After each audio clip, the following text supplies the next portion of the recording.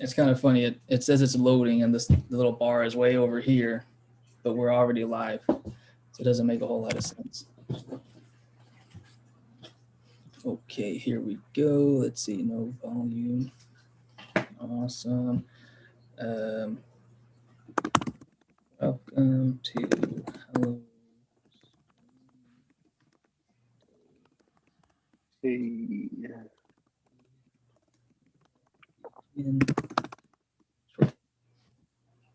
So yeah, so that's the plan today. And if you have any questions, we have the chat, so you can chat with us, with all of us in this room. That way, people on who are viewing it won't be able to see. They can hear everything we say, but they won't be able to see us. If you need to step out, if you need to do something, if you turn off your video, it removes you removes you from the YouTube feed. So you don't have to worry about, an empty chair or something like that. You just kind of stop your video, your photo goes away, your name goes away, and so no worries about that. So everybody, we will begin shortly. You gotta just hang out with us. We're all, here in a party, having our cocktail hours. I have water. Some people have wine, I'm sure. Water. So, water. What up? Soda. I had 2 waters. 2 waters. There you go. Coffee and water. Coffee. That sounds good too. Coffee, man. It's 5:01. Yep. 5:01. We ain't gonna talk about it. Okay.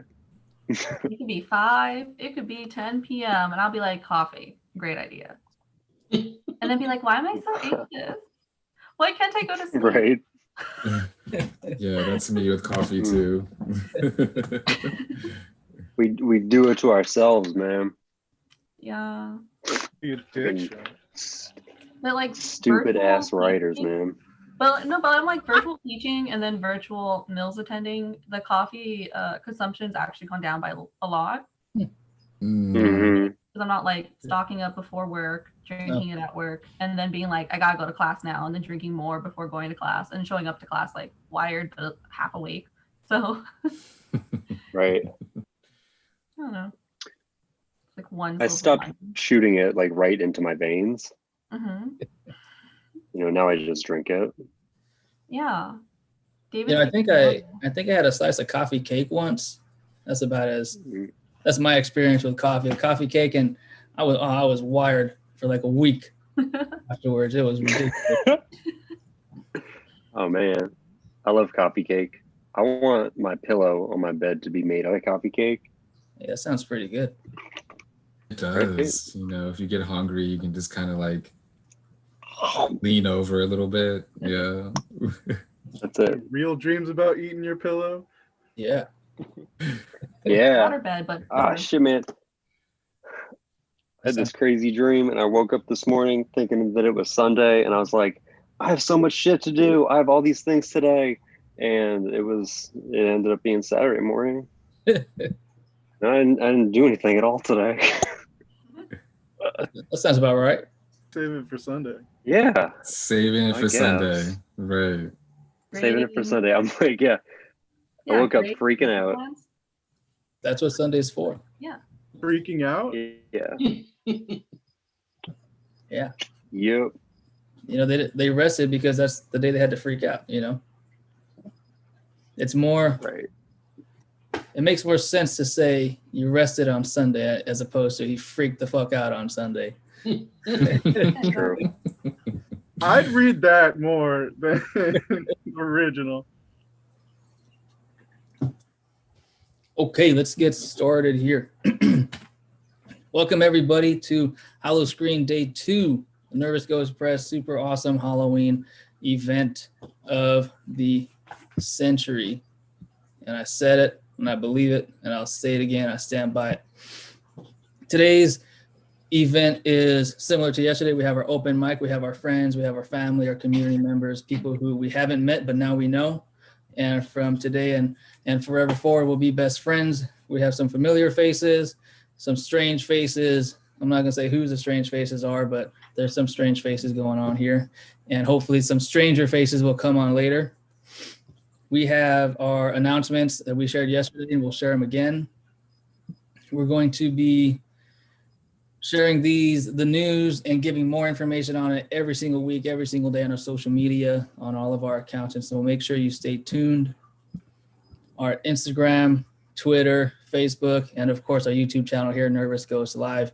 We'll be having events throughout forever, whenever we think of it. Maybe we'll have a Thanksgiving themed event where we can see who can make the best stuffing, who can make the best pumpkin pie from scratch, because if it's not from scratch, it doesn't count. We'll have Christmas events who can wrap the best present or give the best gift receipt, because no one likes when people get them, right? I think that's just the truth. But always reach out to us on our social media pages. We have our costume contest, our face painting contest. Make sure you tag us. And on Halloween, we'll be announcing the winners for our pumpkin contest. And Michael will share more when he gets here. He's a little bit busy right now, but he'll make it later on. Again, on Halloween, send us your submissions with a newspaper or some kind of way to say that it was at least this month, because I know some of you have some, fantastic friends who are builders and artists, and you're going to cheat. And that's not fair for us regular folk who use those little orange saws and the little, for the pumpkins. But the theme is a ghost. It could be a scary ghost, Casper, a friendly ghost. It could be a happy ghost, a sad ghost. It could be a nervous ghost. And submit, and then we'll choose a winner on Halloween. So we're very excited. I'm gonna do one. I'm not gonna submit, of course, but I'll use it as a standard, pumpkin that's not that great. And we have our other stuff. So let's see. What am I doing here? Yeah. So what I'm going to do is I'm going to start us off with a scary story that I Googled. I haven't read it yet, so I wanted us to kind of experience it together, whether it's good or whether it's bad. I'll give you the website that I found it at, so you can go there. You can write them an angry letter like, "Hey, Matthew read me this scary story, and it was horrible." And instead of blaming me, you can blame them. And so I'm gonna do that here. We could all experience this together, and then we'll get started. So I'll warm us up. And this is from HuffPost. So it's on them. It's not on me. The title of the article is 12 terrifying ghost stories you shouldn't read alone. So they said terrifying. Hopefully they're right. And this one is called The Following. My older sister has a ghost that's followed her around for years. I lived with her once for about 3 months, and so much weird stuff happened in that time. All my sister would say to me when I mentioned it was that her ghost didn't like me being there. Things like going to bed with everything locked up and switched off, and waking up in the morning with the back door open, lights on, and the kettle switched on. One night, my sister and I were getting ready to go out, and I'd asked to borrow her liquid foundation. I used it and put it back where she kept her makeup. 10 minutes later, she's asking me for it, and it was nowhere to be seen. She's accusing me of taking it and made me buy her a new one, and refused to listen to my side of the story. About a year or so later, when she was packing to move to a new house, she found the makeup in a shoebox with some old letters. The shoebox was in a zipped up suitcase that was underneath her bed. But probably the most scared I ever felt was one afternoon when I was the only one in the house, which never happened, as 4 other people lived there. I'd arrived home from work and headed straight to the bathroom. All the doors, windows, everything else was closed. I was standing in the bathroom and started squeezing a pimple on my chin when a female voice in the hall said, "Stop picking your zits." It was loud enough and sounded real enough, and at the time I thought it was my sister. So I laughed. I told her to F off and asked what she was doing for dinner. No answer. I stuck my head out into the hall. No one there. I searched the house top and bottom, and there was no one home. I sat out on the front porch until someone else got home because I didn't want to be there alone. And that's it. What's going on here? See, someone better email them and tell them, I don't know what you mean by terrifying, but wasn't so. I thought it was gonna get better. See, it had me going there. Me too. I'm unfortunately on my screen I can see where it ends, and I'm like, okay, nothing's gonna happen in 2 sentences. And I was hoping maybe there you know, a master writer and they did something, but Okay, but popping zits is bad for your skin, so that was terrifying. So you know, maybe that's what it was. As a dermatologist, and they were terrified of what was gonna all the scarring. And okay, so the story was written for a dermatologist. it could have been. It sounds like it was written by a dermatologist. Oh, fuck. Now, which is like, I mean, that's kind of like a great premise. Like, I would read like a medical like anthology of kind of like, you know, you're not doing this right. You're not treating your skin right. Ooh. You know, could have been, you know, dermatology school. Okay, Right. got one more. This one is only one sentence, 2 sentences, and then we'll get started with our first speaker. This is called The Photograph. Still haven't read it. My friend took this picture of his cousin in their new house. He says it was just the 2 of them, but that's not what it looks like. Okay, you know, I'm gonna get rid of this. this website sucks. Okay. Hey, Mike. So the way we're doing it today, remember there's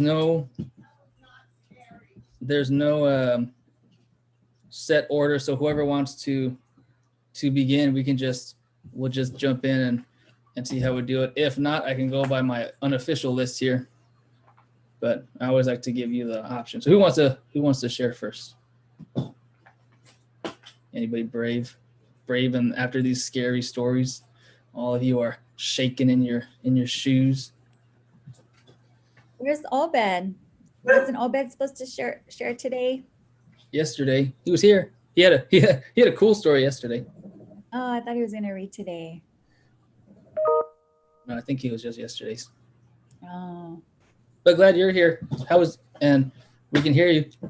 I know.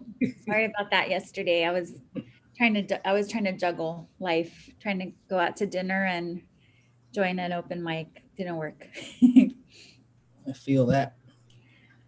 Let's see. Okay, I'll start us off. I have an old poem, and then I have a Okay, older I'll poem. go after you then. I guess I'll share it. I'll go after you. Sounds good. Okay, so this is a poem I wrote a while ago, and then I edited it a lot. So we'll see. This is called Cinematic Tendencies.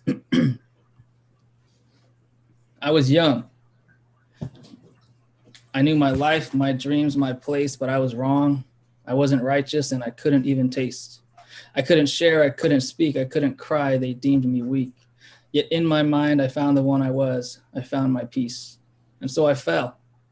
I kept falling. I wasn't strong enough to stand. I met a man. He whispered words of love and taught me who I am. When I looked up through the dust and after blood, but before hugs and perfect silence, with his eyes said, "Come with me, I'll show you love." He pulled me up away from death with both his hands. He said, "Don't worry, not tonight." The dice man lost his final chance. And so we walked with fatal pride to always keep our steps in line. I asked in panic, "Will I die?" As Thomas Driscoll fell behind. He looked at me and spoke, frozen. My thoughts became my breath. I saw my body as a child. He was screaming without sound. I couldn't help but crack a smile. "Don't hate me now," I said softly as I picked him up with haste. "I'll show you love. I'll teach you graces. There is no more need to hate." He looked confused and awe and wonder. I held his head against my breast. "You need to understand," I said, then whispered, "Always trust in us. The past may hurt, but with conviction, nothing is until it was." So we got that one. All right, now our next speaker, all the way from dinner to share. Are you sharing a poem? My kitchen, from dinner out to dinner in my kitchen. Is Patty. Thank you very much for being here, Patty. Very happy to have you, and we're very excited. I'm very excited to hear you speak, and so the floor is yours. Thank you. So, hi everyone. I'm from East LA College, and just happy to have this opportunity to share. I have my own. I have like a lot of my writing that I never give. It never has a life. It's just like somewhere in some file. So this is nice. So thank you. So I want to share a short story that I wrote a few years ago, And it's like it's fictional, but there is a little bit of truth in it. So I'll start with that one. It's called La Chiona. Let's see. Oops, let me pull it up. Okay, so this one is La Chiona. It goes, we were first to arrive that day, which is why I was able to roam in and out of each room at the funeral parlor, where a coffin cradled a carefully decorated baby corpse who seemed to wait patiently for someone to arrive. Her entire face was covered by something like drywall plaster.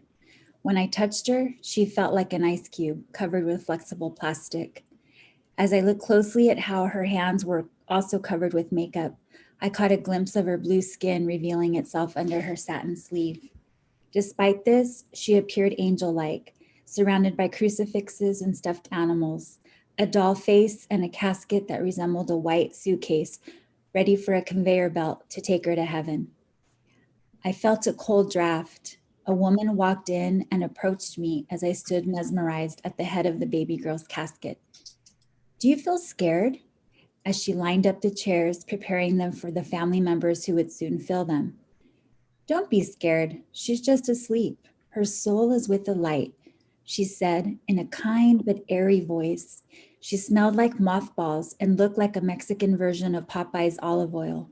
That same hairdo and those pasty, skinny legs that her long skirt tried to conceal.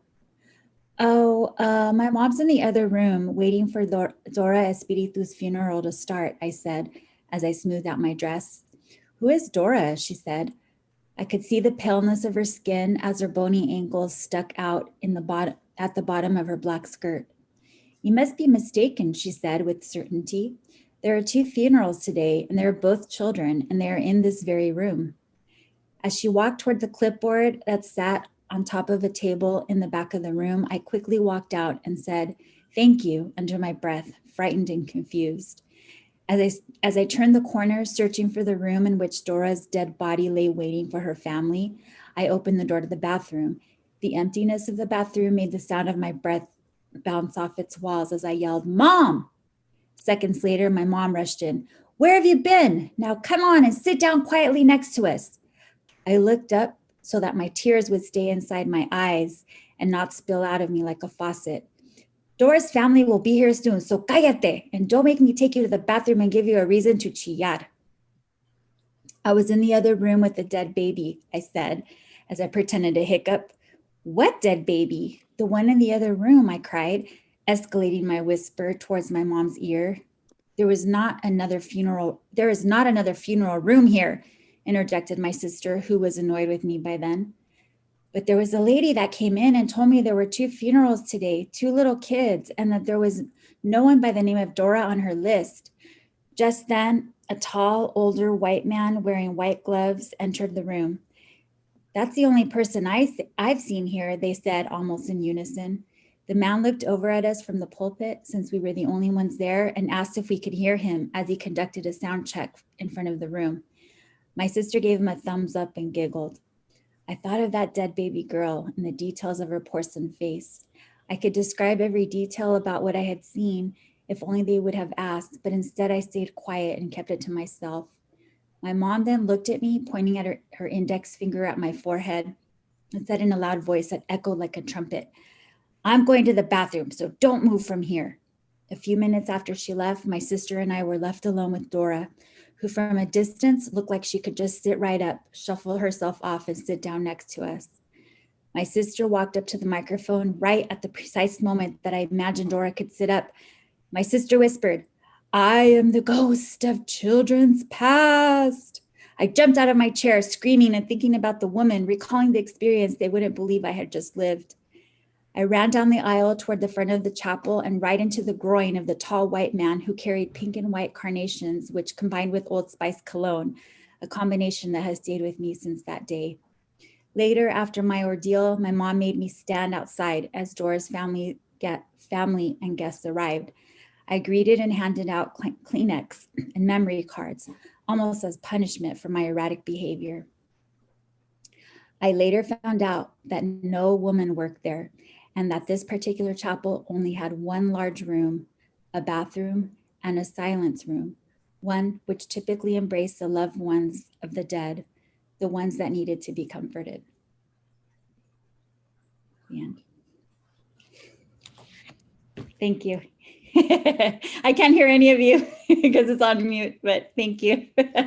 No, it's whenever I listen to poems or stories from other people, I always try and look for images or something that stands out to me that makes me, I always, with my students, I'm like, oh, I make that kind of, and what I really thought was really cool was with the juxtaposition of the crucifixes and the stuffed animals, because that's something I was like, I never think of that. I always think of crosses as either on, the door or somewhere, and then stuffed animals in a pile someplace or on a bed.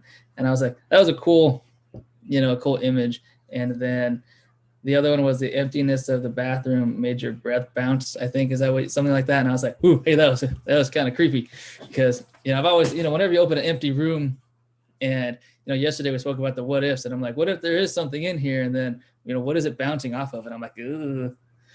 But no, yeah, thank you. That was really cool. And so our next person, and then everybody, of course, you can introduce a little bit about yourself. You can share something. We will have our Q&A later and a Q&A discussion, so all of us can speak. We could ask each other questions, where did you come up with these things? And the white gloves, I think that one, because I always think of white gloves as more negative, like a pallbearer, as opposed to clean and pristine. I think of white gloves as more, kind of, sad and stuff. But, those images, you go, hey, where'd you come up with that?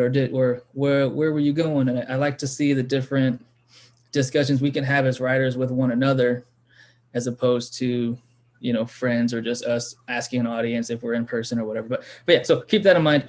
And as we go through, I'll say a few words. Michael will come by, and I'll give our announcements, of course, again. And so our next speaker is Matthew. And well, you're right. You're in the middle of my screen. I got lost. And so feel free to share a little bit about yourself, about what you're writing, and then you could just jump into it, or however you like. I've got 3 poems I'm gonna read right now. They're kind of short, but this one, the first one, I wrote this in a cemetery on a rainy day, and it goes, echoes of the damned ring violently. They are at my door. Their steps like rain trickling. Listen, angels crying. Witness the woeful dying. Paradise lost, only emptiness, and those that were remain. They rest in fields of dreams, forgotten. I write of their stories, and I write of mine. Yeah, and that one, I wrote that one because, I was in a cemetery and it was raining, but also just taking that idea that rich or poor, we all end up the same way. And the next one is sort of a love poem, and it goes, calm waves kiss the shore, the coarse sand finds my shoes, and the evening sun sets. The sky is quiet, ocean loud, night is our life's balance. The moon rises and pierces the night, darkness now illuminated. I am guided by the moon as we walk through the darkness. The sun rises and silhouette trees begin to sing, warmth and quiet.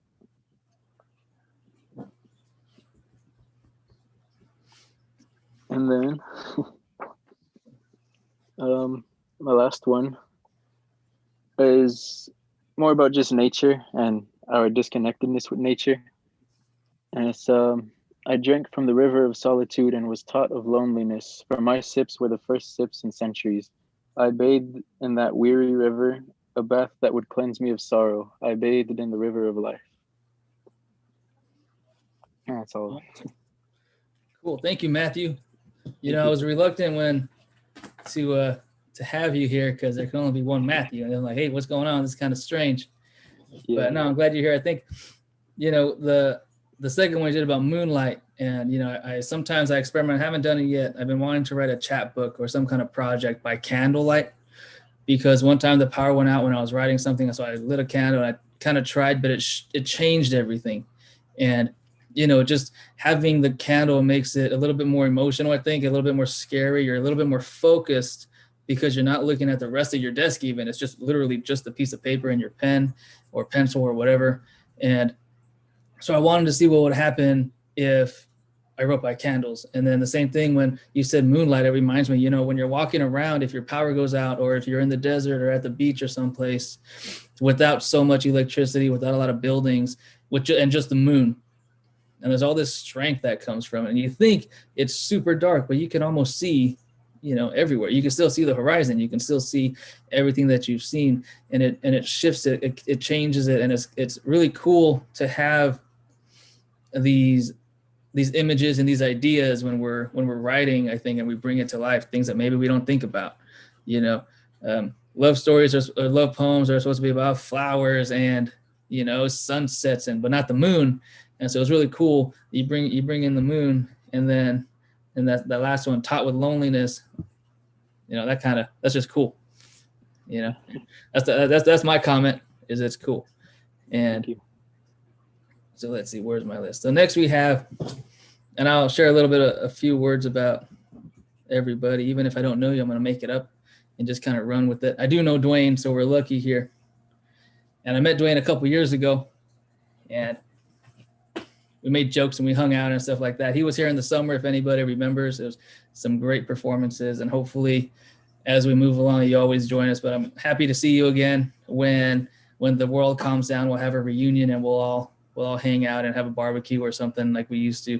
That sounds like a lot of fun. And we won't set anything on fire or anybody on fire, but, you know, we'll cook, we'll make marshmallows or something like that. But so pleasure to introduce everybody to Dwayne, and I'm excited to hear you speak. Thank you so much, Matthew, and thanks for having me. And I'm really excited to be amongst all this great writing and all these great people here today. So the story that I want to share with you all, in the spirit of horror and Halloween. I'm a fantasy writer, but sometimes, and bleeds into science fiction too, but sometimes that also bleeds into horror. And so I kind of wanted to experiment with that a little bit in this story, which is called The Looking Trees. So I'll go ahead and start it up. Warren had been stopped by the police. He was driving 32 in a 25-mile-per-hour zone. It was midnight and the stars were out, gleaming, looking down. Above them was an almost orange streetlight that blinked as if an apparition were near. When suddenly, the trees on the side of the highway started to rustling around, moving and making space for each other, entertained as if they were front row. Warren thought as he just watched them rustle. But he quickly brought his attention back to the police officer who was walking towards his car. The officer tapped on his window. Warren rolled his eyes and brought the window down. "Do you know why I stopped you?" the officer asked, that sense of authority just leaking from his tone. "I'm not really sure," Warren replied. The officer was a Black man. His strong arms wrote heavily on his notepad, and Warren wasn't really sure why he was stopped. I mean, in this world, a Black person could be stopped based on the color of their skin. "Well, you were going about 32 in a 25-mile-per-hour zone. That'll get you ticketed around here." So Warren was right. He was stopped based on his color. It didn't matter if the officer was Black. It was like every police officer was trained in the art of being unforgiving, of being intolerant. Warren just wondered if the officer knew that the whole institution he worked for was hunting him down too. The trees rustled some more, as if they had something to say about this factor too. And Warren watched as they bent down before breaking, just to get a better listen, visibly rocking back and forth. Before Warren could respond, the officer spoke. "Just sit tight. I'll be back to give you your ticket." Warren looked briefly at the officer's badge, leaning over it just in case he needed to know it, or in case he asked and the officer didn't tell the truth. The man's badge read Officer Duluth. It was particularly gold, even in the dark. "Damn, I was just driving like 30. Warren could feel his anger just rising. Enough was enough with this cold world. What if he didn't strike a match for warmth? He felt like he'd die by cold. The same cold that he'd been feeling surround his body as he navigated his life without a mirror to look at. Warren had just come out to his father after 25 years of calling himself discreet. He was on his way back to his house as he lived on the other side of town. I mean, I know we're in white peopleville, but that don't mean you gotta. In mid-sentence, Officer Duluth shined a bright blue light in his face, and Warren's eyes had been red from crying. Sir, step out of the vehicle. I need to do an inspection. Officer Duluth had that kind of authority in his words that came from white folks and felt like it was for white folks because Warren raised his eyebrows and looked at the officer up and down. Did I stutter? Step out of the car, now. Warren did as the officer told him. He'd seen enough videos of the police killing Black folks for less, but the urge he felt to strike a match didn't leave him. Instead, it threatened to rise over his whole body. Then Warren looked back over at the trees, who started to whistle something fierce as he walked out of the car. It was like they were mad too. Warren couldn't believe it, but the trees sagged down a little more, letting their branches fall to their sides, growing them, inching them out towards the street. The trees conducted the wind, using it to sing a song. The song rustled and whistled through their leaves. Shadows danced on the concrete pavement of the highway as the wind blew even more. The officer had to hold on to his hat. Well, that was what they said about the trees in town, that they were strange, that they spoke to each other in rustling and wind language, that they protected the folks who were hung from their branches, that they never wanted their branches to be so sturdy that they wouldn't break before they were accomplice in a murder. Go stand by the curb while I search your car. But the trees kept bending closer as though they were watching him, waiting for Warren to strike a match. I didn't do anything wrong, officer. I don't have anything in my car but books. Warren raised his voice, calculating. I'm just trying to get home. If he hadn't get the right formula down, the officer could shoot him and call it what they wanted to. Didn't matter if he was a Black cop after all. Officer Duluth stopped rifling through Warren's car for long enough to spit out these words. Me too, so stand back. Officer Duluth revealed the gun in his holster. Just then, the trees started to whir and whir even harder with even more fervor. Warren looked at the trees that inhabited the other side of the street. They were tall trees, almost looked kind of like oak trees to Warren, but their middle and lower trunks weren't bare. Those leaves just started rustling and shaking, wafting like a fan on Palm Sunday, shaking like the spirit was up in them. Warren knew if they had eyes, they'd be looking too. But it was something about the trees shaking. He felt like he could understand their language. Since Officer Duluth stopped him, he hadn't been able to stop shaking his jaw. You a joke, Warren said with a shaky jaw. You have no idea what it's like to be Black and gay in America and be fucked by your own people. Warren was so upset it just came out. It was true. He was going a little over the speed limit because all he wanted to do was go home. He'd just come out to his father who had told him to be careful in the world and look down on him. Now this. Warren stood up because he felt like the trees were calling to him, talking to him and telling him what to do. Or maybe it was the wind, or maybe the light from the street light, or maybe it was just everything inside of him, or it could have just been the cold. But he ran up from behind Officer Duluth and tackled him to the floor. Immediately, he could feel the rush of the moment just intoxicate him. He grabbed the officer's gun and wrestled with him before Duluth could pull out his taser. The branches of the trees were the most awake thing in this sleepy town on this highway night. They crackled from the trunks of those trees. You're under arrest, Duluth kept repeating to him, but Warren couldn't hear it. Their tussle gave Warren the upper hand, and he stood, shaking, pointing the gun at the officer, but he hadn't had to do much more, because a voice inside him said so, and he believed it came from the trees, saying, we watched as your people swung from our branches, cried by our trunks, prayed by our roots. You can always come live with us. The voice from the trees came so loudly that it took up all of Warren's senses. When he gained them back, including his eyesight, Duluth was unharmed but comatose. His police car was completely crumpled, as if someone had balled it up like it was a piece of paper. And the echoes from the trees bounced inside of him, roaring his flames. At least the world seemed a bit warmer. Warren got back into his car and sped back home. The trees watched him pull away. He could feel it in the back of his head.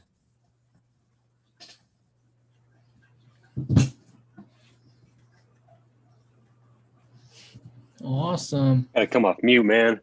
Cool. Thank you. Thank It you. was scary. That's me. Yeah.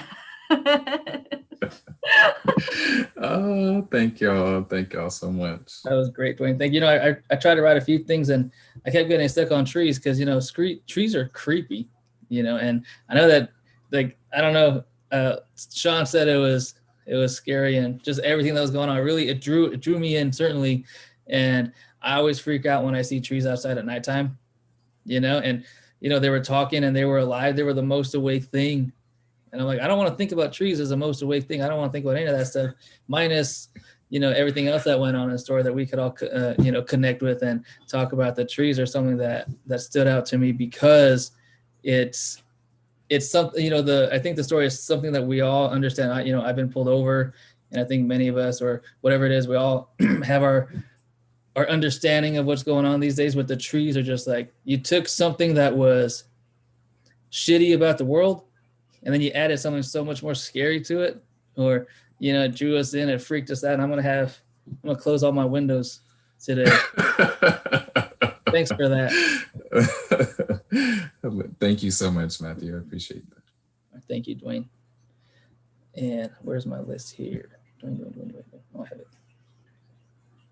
All right. Okay, so our next person is Alan Byrne. He's been with us all summer. Very excited to have him in our anthology and joining us throughout the summer events. And he's up in the Bay Area. Many of you are in the Bay Area. And Mimi's here now too, so hello, Mimi.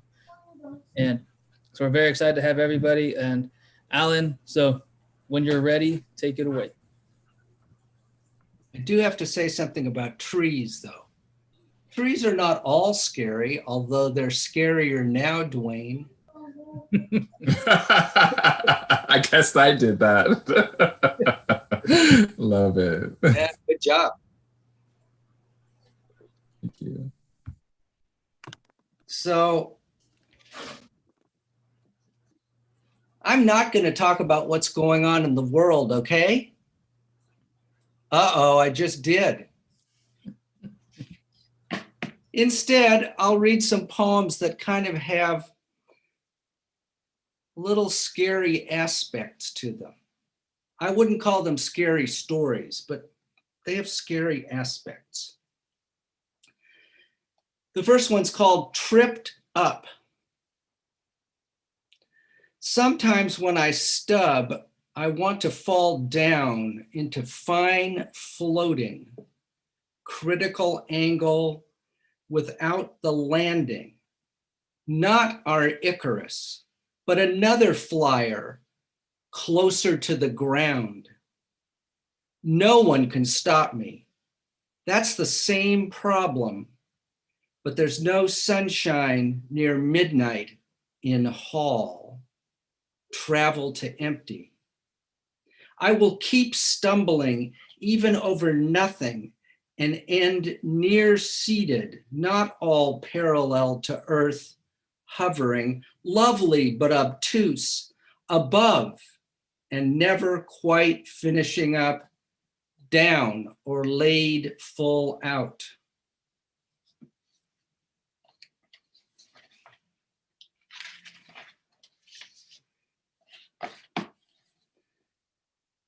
This one's called Please Pass What He Had.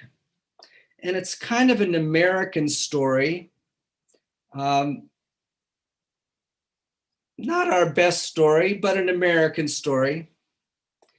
Please pass what he had. Preacher spoke cube mode. Congregants stood tall. Asteroid never came. Summerstone waited. Hound slept on his feet. Swimming the backstroke his mom never tried. but her breaststroke kept her up, afloating. That's how he recalled. The ingathering was curriculum, never spoken loud in the family. Summerstone passed on. His great last panic to progenitors, always talking back. Summerstone managed to put cart before horse, and picking up all what he left off, he drove his sad self into the lake Mom once swam, and finally the asteroid dropped.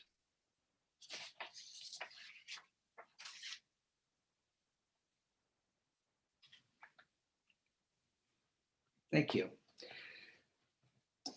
This one's about something really simple, but it kind of has a spooky aspect. Leaves on chairs. Wide circles narrowing. Last in-breath will blow out. Winds around leaves on chairs. Human frames fall hard down, snugly sit, cannot rise from the chairs. Late autumn, leaves cover all the chairs.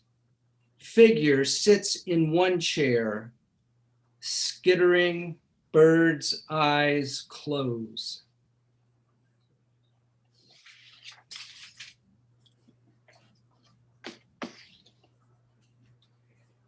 This last one is like 3 little prose pieces. I can't tell you whether they're flash fiction or prose poems or something else. If you figure it out after I read them, you can tell me. Exotica. Every step mentioned, the creek moves to the falls. The baby rattler slips off from the water on sand into brush. She lies back over smooth rock, naked in the sun and arms open to the breeze. Water-falling sounds increase as the sun begins to go down. He climbs up. Now they lie together side by side, nothing between them. Their sounds are half words, then questions. Their tongues touch, answers. Dinner is small and uncooked. They sleep under 1,000 stars, under light blankets. Died twice in the same dream.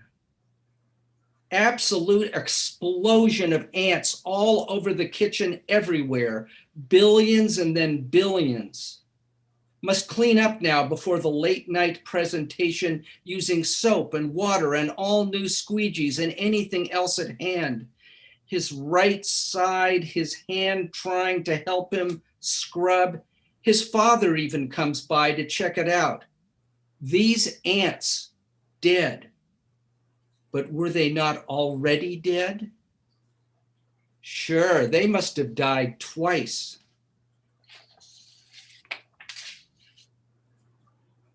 A wolf in the head. It is no allergy, not even layer. There is wolf in this human head. Its sharp teeth grow sharper in the inside, chomping. Damp.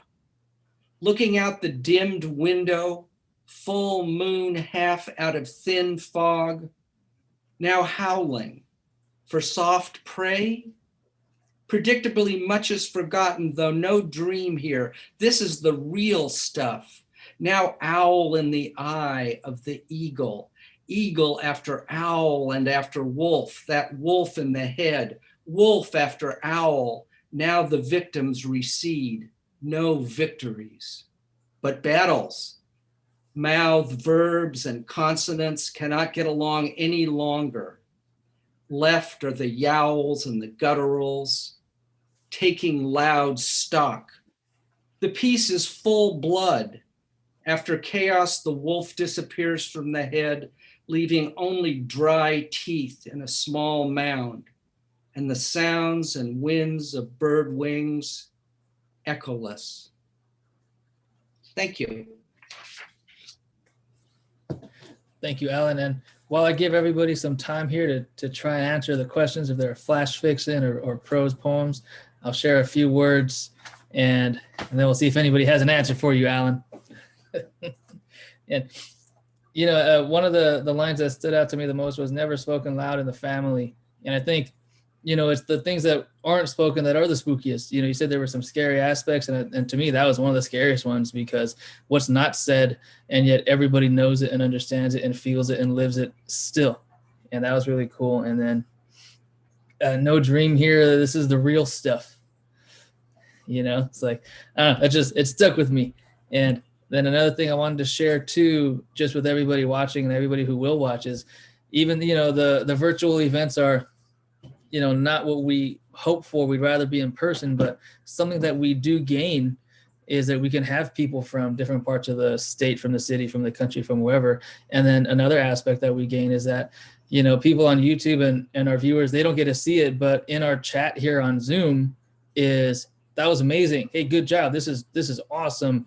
There's just so much support, and half of the people here today haven't met before today.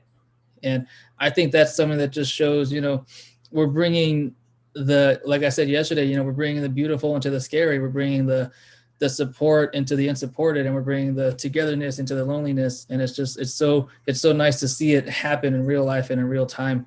And I'm happy that I can be here and I can share it with everybody. I'm happy that you're here with me too. And so I just wanted to share that, because it always, I'm sitting here and I'm like, oh, this is cool. There's so much support going on. And so does anybody have an answer yet or maybe we'll wait till the Q&A. All right, so our next speaker, I haven't met until today either, but I'm gonna pretend that I know you. So this individual has been writing for many years, and writes about topics and themes such as family, love, heartache, death, fears, and nature. And I hope maybe I got one of them right. But, from what I do know, you seem very friendly, and we had a little, chat here before we all began. So David, I'm very happy that you're here. Thank you for joining us, and share a little bit about yourself so people don't think that what I said is true. Sure. Yeah. Thank you guys. Thank you for that lovely introduction, Matthew. Thank you for having me. Thank you, I think, Joanna, for signing me up for this. I can't, anything for my own life.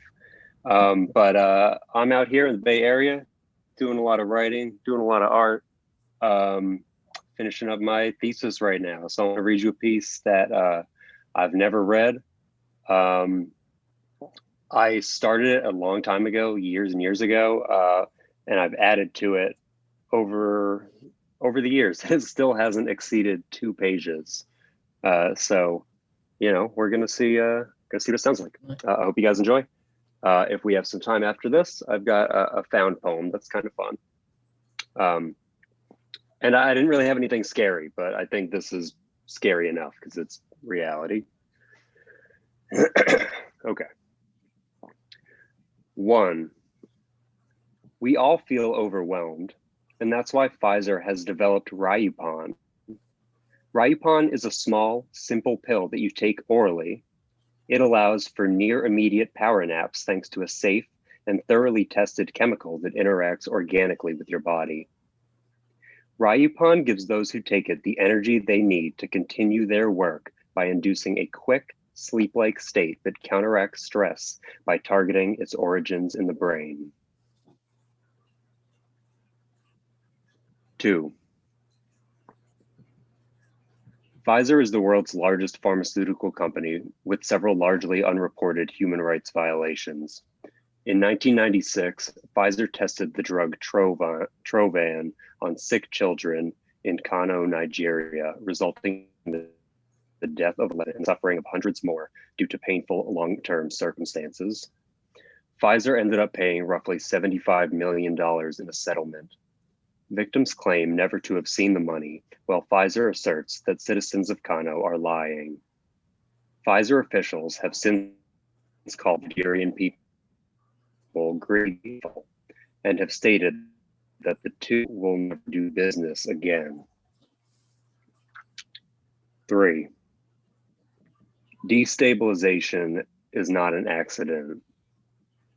From a perspective of endless resource, remember, disaster came from a compass, splintering its legion into a million tiny kingdoms, held together by an invisible hand. Remember, now is what was once one. 4. Remember, now, intention too heavy in the medicine, dull, blunt, oval, be it yellow or white, stomachs dissolving, and Pfizer says, prove it, says, prove it, demands it, says, show me the receipts. Choking on the words, by this point, Pfizer frothing, how many have to get sick?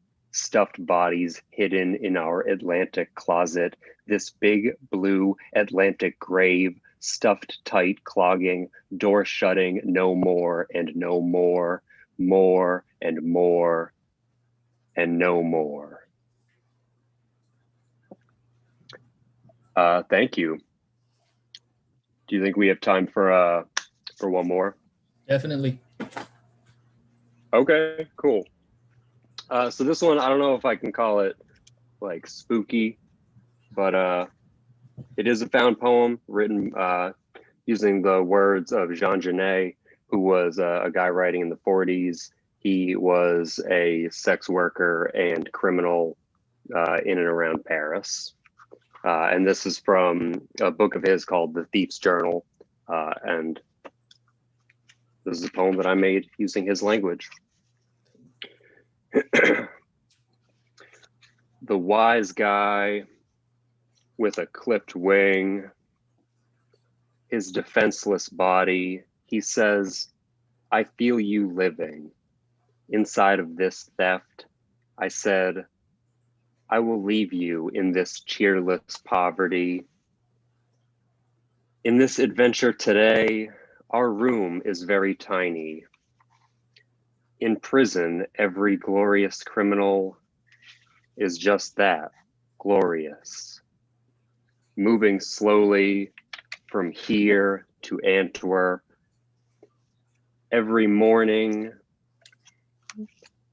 I lay my head down on a brass bed and make without a fight. I had such friends in these incoherent times, their dull, tiny eyes, their dull heads resting on brass pillows. In this space, I see nothing but a sumptuous landscape. In prison, like a poor wretch, I approach. I see you lay down within this heroic theater, and I, like a whip, anticipate the sound. I point out virtue. You are wounded in this inner prison within me, myself. Thanks. That one's fun to read. That one always comes out a little bit different every time. But I love your appreciate you voice. guys listening. You're a really good narrator. You're a good voice. Have you considered being like a narrator for, I don't know. You just have a great voice, like a radio voice or. So I'm from Massachusetts, and I used to get told that I sounded like this guy named David Allen Boucher, who used to run this program called Bedtime Magic on a channel called Magic 1067. And I think it's just like, I actually hate my voice, but I think it's the monotone that makes it sound like it belongs on like a radio or something like that. But I appreciate it. Thank you. I've never really thought about it. Do you sing too, or are you a good singer? Only in the car or around people that I have known me for very long. But thanks for listening, guys. Yeah, thank you. You know, that first one you said you never read it before, and it sounded great. And then appreciate it. and the no more, no more. The O sound is something I always kind of gravitate towards. I think it sounds really nice, and it carries, and I think with your voice too, that O, that low O is like, it's like the low vibrations and everything in it. It makes us feel a little different than if it were an A, I think. And right. And I really enjoyed that story of Pfizer too. I'm sorry, I really enjoyed that. That was a cool like weaving in there, and I think it was a little scary because it was just kind of like, I mean, like, they're messing people up like the healthcare, the real healthcare system. These are racist corporate experiments done on human beings, man. This is as scary as it gets. Truly. I don't know, but thank you. Thank you. Yeah, kind of maybe unrelated, maybe related. In one of my classes, we watched a video, I think it was recent, about, exploitation of children workers in different countries and in the United States.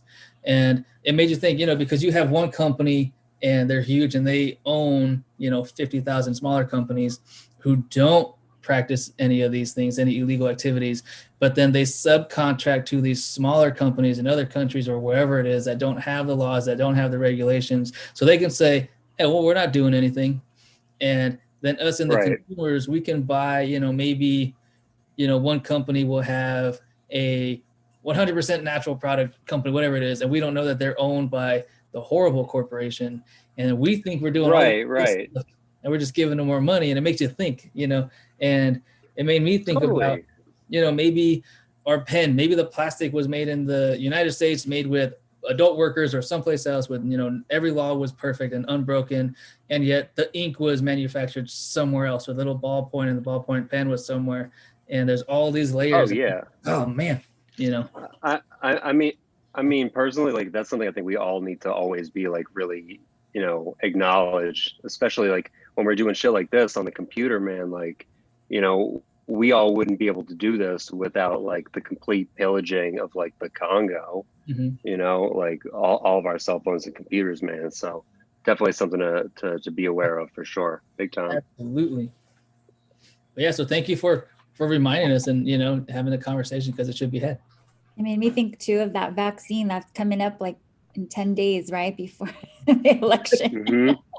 Right. Yeah. And Trump's going to have us all take it. So, woo, looking forward to that one. Can't wait. Can't wait. We're going to get it in the mail. It's going to come by drone.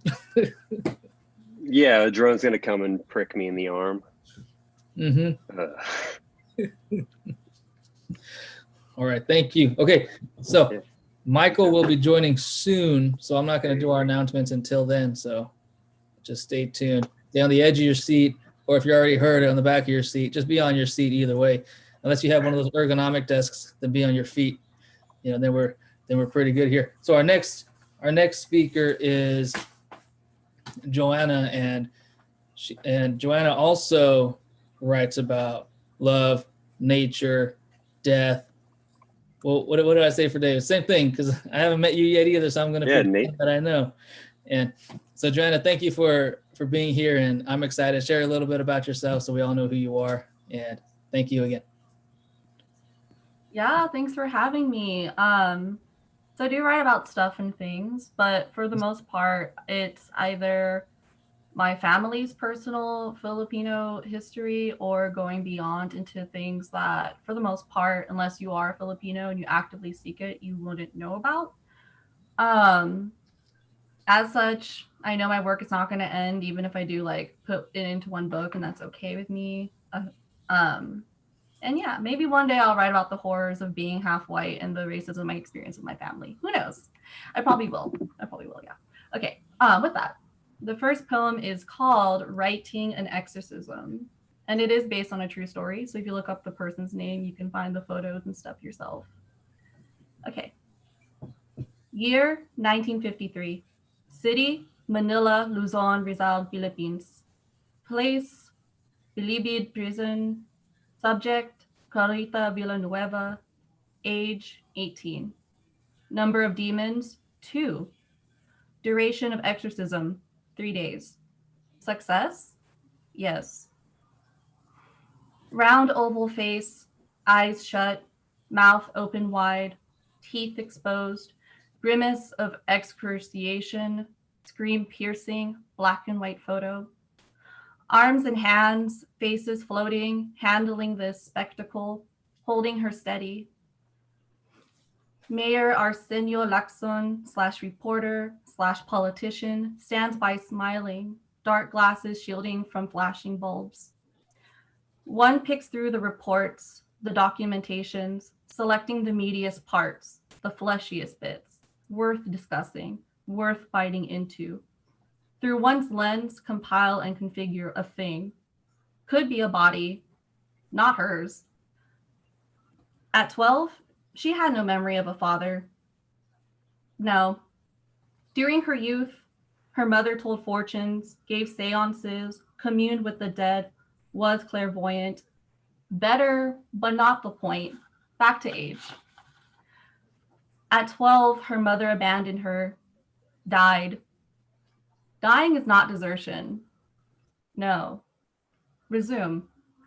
At 18, she moved to Manila with a boyfriend, never mentioned again. Became an exotic dancer. Why mention him? One night in May, picked up by cops, suspected of homelessness, incarcerated in Bilibid, 300-year-old prison. Does historicity matter? Do demons count the years? Who is this for? 2 days after incarceration, Clarita began to be bitten severely by spirits, monstrous and dwarfish, only she could see. This makes her seem unreliable. Bites so deep, she bled beneath skin. And that doesn't make much sense. The description isn't clear. Indentations so deep, so frequent, so crude, she'd scream at length, pass out from the pain, as doctors and nurses gathered, pondering how this kept happening when nothing was biting her. Still unreliable. Dr. Mariano Lara watched, bite after bite, each appearing out of thin air, watching this girl crumble and shriek as she was chewed by forces unseen. Illuminated upon? Filipino, Chinese, and American doctors and professors called to examine, to watch the phenomenon, then news reporters. The deaths, a doctor commented called Clarita's woes a hoax. She gazed upon him, muttered, "You will die." The next day he did so, perfectly healthy. Harlot, witch.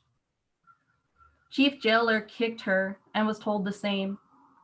4 days later, he too perished without explication. None of this is effective. When they finally performed it, she had made global headlines multiple times, and the media still gathered to report this girl's every contortion, each bend and break of her bones. And on the third day, she woke. Thank you. If I have time for one more, I will do it. Otherwise, I'll just stop. Yes. Okay. This one's also a true story. It's my grandmother surviving Japanese occupation in the Philippines. Yikes. Okay. Interlude 1, Anito.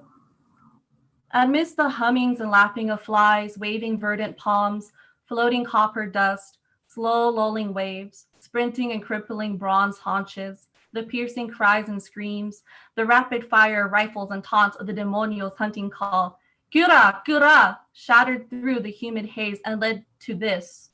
You, crouching in a multitude of shadows, pregnant with your first child, held aloft by your husband with at least 20 other people from your village you cannot see in the darkness of the stranger's basement, devoid of Apolaki's presence despite the noontime hour, thinned and wide-eyed, crammed together like dried and salty delice in a rusty tin, suspending breaths and stifling sweat, hoping, as they ravaged the dirt and cobbled streets beyond this hole in the earth, kicking every door off its dingy hinges and tear into every draped sheet hanging in the entryways of shanties, that they do not come here and plow their bayonets and bullets into you all, make quick work of your lives as they cackle and jeer in a tongue you cannot decipher, entertaining themselves at your expense.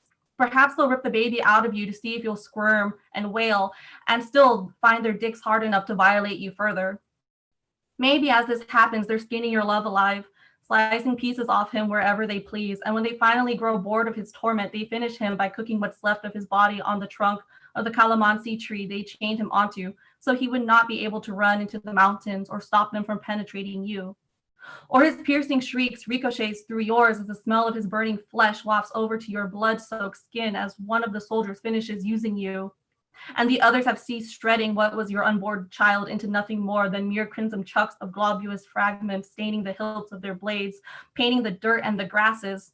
The possibilities of these horrors somehow more vivid in the pitch blackness of this burrow than when you saw what was left of your neighbors after they did this to them, noting the absence of their daughter, who was once your classmate, who was the same age as you and whose corpse was nowhere to be found when your husband and the other men in your village went to see what was left after the first wave of attacks, when they assumed her capture and concluded she'll never return home, as a husk or broken spirit. But here in your den, you feel yourself filling the void where she once was, where at any moment they may notice concealed under the straw mat beneath their combat boots the handle of the trap door above your heads, and your story ends here with the kicking of the baby's feet on the walls of your belly, the deafening metronome pounding each beat of the Demoyo's fugue, echoing and resounding in the confines of your skull, vibrating your skin, raising the hairs on the back of your neck, ears perked with each crescending note, drowning on stifling air? Or is that the tumultuous current of more shots firing on another group found in another cellar, unearthed by their manes, dragged out, march in cacophony, instructed by filled chambers to dig their own graves, and before turning to beg for mercy or declaim, "None here are gorillas," every chamber was emptied into their ravished bodies? Or maybe some unsuspecting children returned home with water and canyon from the marketplace, only to be greeted by death instead of their nanay. Gasping, you try and mute it all as your mind's eye continues to buzz incessantly. Suddenly, a roar of silence, fractured by crickets' hums. Thank you.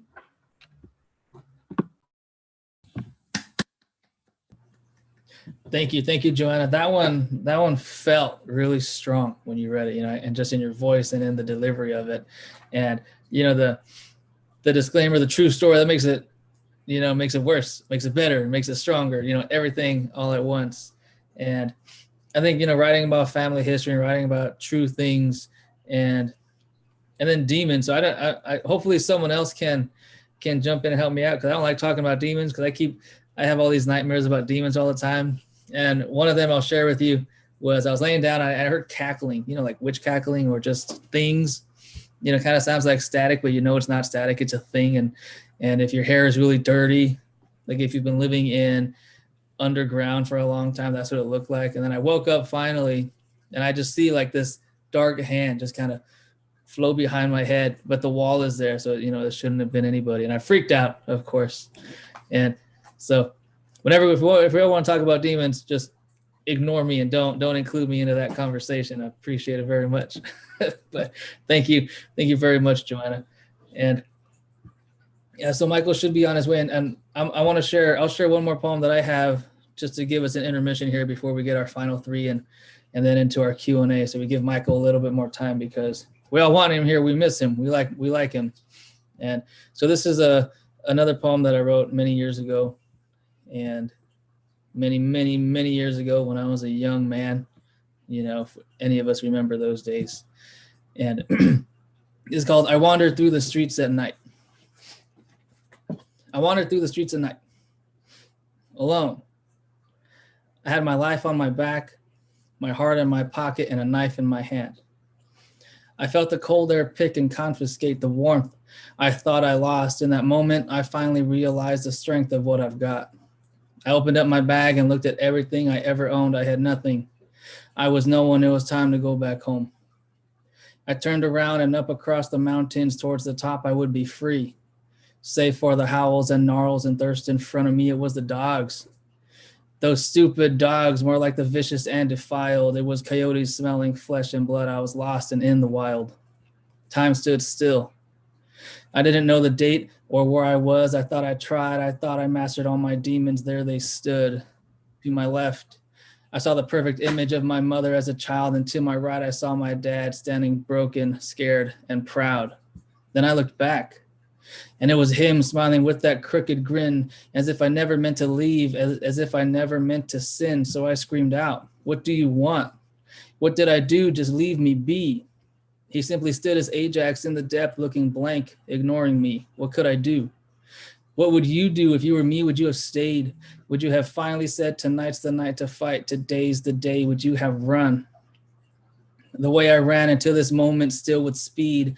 I swear to every single God there is, he won't catch up with me. But who is he? I'm glad you asked. He's everything I'll ever hate. At every hour of my madness, he's what makes depressions great. He's a shadow that you fear for. He's the monster in my mind and every tear I've ever shed or ever will for all of time. I wandered through the streets at night, so this thing would leave me be. I walked and walked only to find the monster, and it's me. And so I was trying to find something I had that had to do with nightmares, and I was like, oh, hey, I think I had that one from, many years ago. But I wanted to share it. I haven't read it in a long time, and hopefully that opened up some traffic for Michael to get home and to join us. And our next speaker is one of my close friends, and I'm happy that he's here. I'm always happy that he's with us. And whenever I go to Oakland, I make it a purpose not only to visit, but to have a place to stay. and we get food. We share some wine and watch TV and shows and whatever it is. We cook. We have cooking parties. It's a lot of fun. And so, Sean, thank you for being here. Share a little bit about yourself, if you so please. And if not, I'm very happy that you're with us, and I look forward to hearing your work. Thanks, man. I appreciate that. This is gonna sound a bit random, but like for some reason, every time I hear your poetry, I always get I get a feeling and a strong sense of like determination coming from them. And I don't know, I just wanted to point that out. Maybe I don't know if you ever noticed that, but I would describe your work as like determined. Cool. Hi, my name is Sean. I'm in Oakland right now. I just work at a library right now, but I took the effort to make 3 new poems for today, and I'm going to read them. First one is kind of scary. All of them, if it's subjectively scary, which means it's not scary, but you can argue that it's scary, but I'm not. I don't want to. I'm just going to read because I feel like I'm talking too much. If I talk too fast, please type in the chat and I will slow the fuck down. Okay. This first one is called Synonyms for the Word Stuck. Aground, ashore, beached, disabled, floundered, foundered, grounded, restrictions, high and dry, marooned, reefed, shipwrecked, stranded, stuck, swamped, wrecked, buried, absorbed, captive, stuck, submerged, wrapped, heterosexual, dumbfounded, agape, against, aghast, amazed, astonished, bamboozled, beat, bewildered, blown away, bowled over, breathless buffaloes, confounded, dismayed, dumped, flabbergasted, floored, knocked, lick, non-pulsed, overcome, overwhelmed, puzzled, shocked, speechless, gendered, staggered, startled, struck, stumped, stunned, surprised, taken aback, thrown, thunderstruck, fast, adherent, held, stable, ardent, jeans where the pants are too long but the waist fits just good enough, impregnable, staunch, attacked, inedible, steadfast, fast food fish sandwiches, close, stuck, constant, lasting, sure, loyal, permanence, resistance, Oregon, the state, oregano, the spice, tight, big and tall, fastened, firm, fortified, resolute, true blue, unwavering, edged, wedged, glued, sound, fast, faster, fastest, stuck. Okay. And then another one. This one is called Reasons Why I Am Not Abraham Lincoln. The same reason I don't watch sports or wear polo shirts anymore, I have escaped a traumatic environment. 5th grade history is about as far as any of us go, and maybe I had an emotional connection with this man. When I say his body being transported across the country on a busy train to show that presidents can die in this cartoon, especially about our beautiful country. The only reason I passed the SAT after 3 tries is because I wrote about Lincoln and MLK in the essay, and that's it. The topic of discussion didn't matter, at least that's what my mentors told me and what the government has taught me. But there is a time when we learn everything about children's shows and books and movies are performative, infiltrating Hollywood and scamming us to promote this perfectly mediocre story only a white man in trainers and equally pale khakis can cry about. How horrible a 6-foot-tall man in the same size hat can he be when he dies in the theater preaching a moderate image of what was then considered equality. We've known what is good and what is bad from the beginning when we felt our stomach roll and our eyes watery.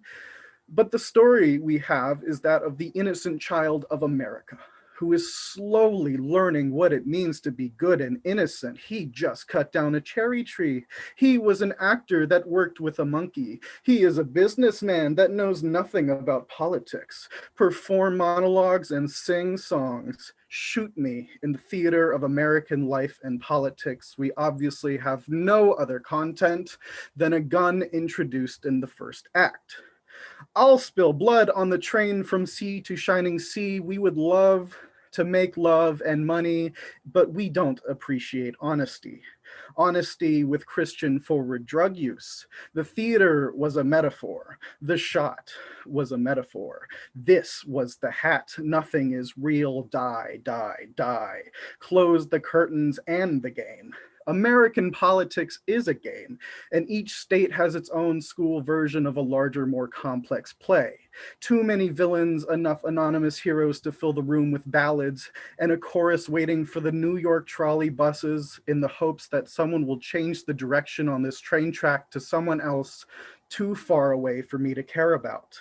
Please hire me a necromancer to pull the Lincoln out of his copper chest. I want to dig into his brain and see what version of the play they saw that night. I want to know the end of the piece without having too many spoilers. But sadly for me, plays and musicals follow their own rules. Actively asking why is everyone breaking out into song is an act of terrorism.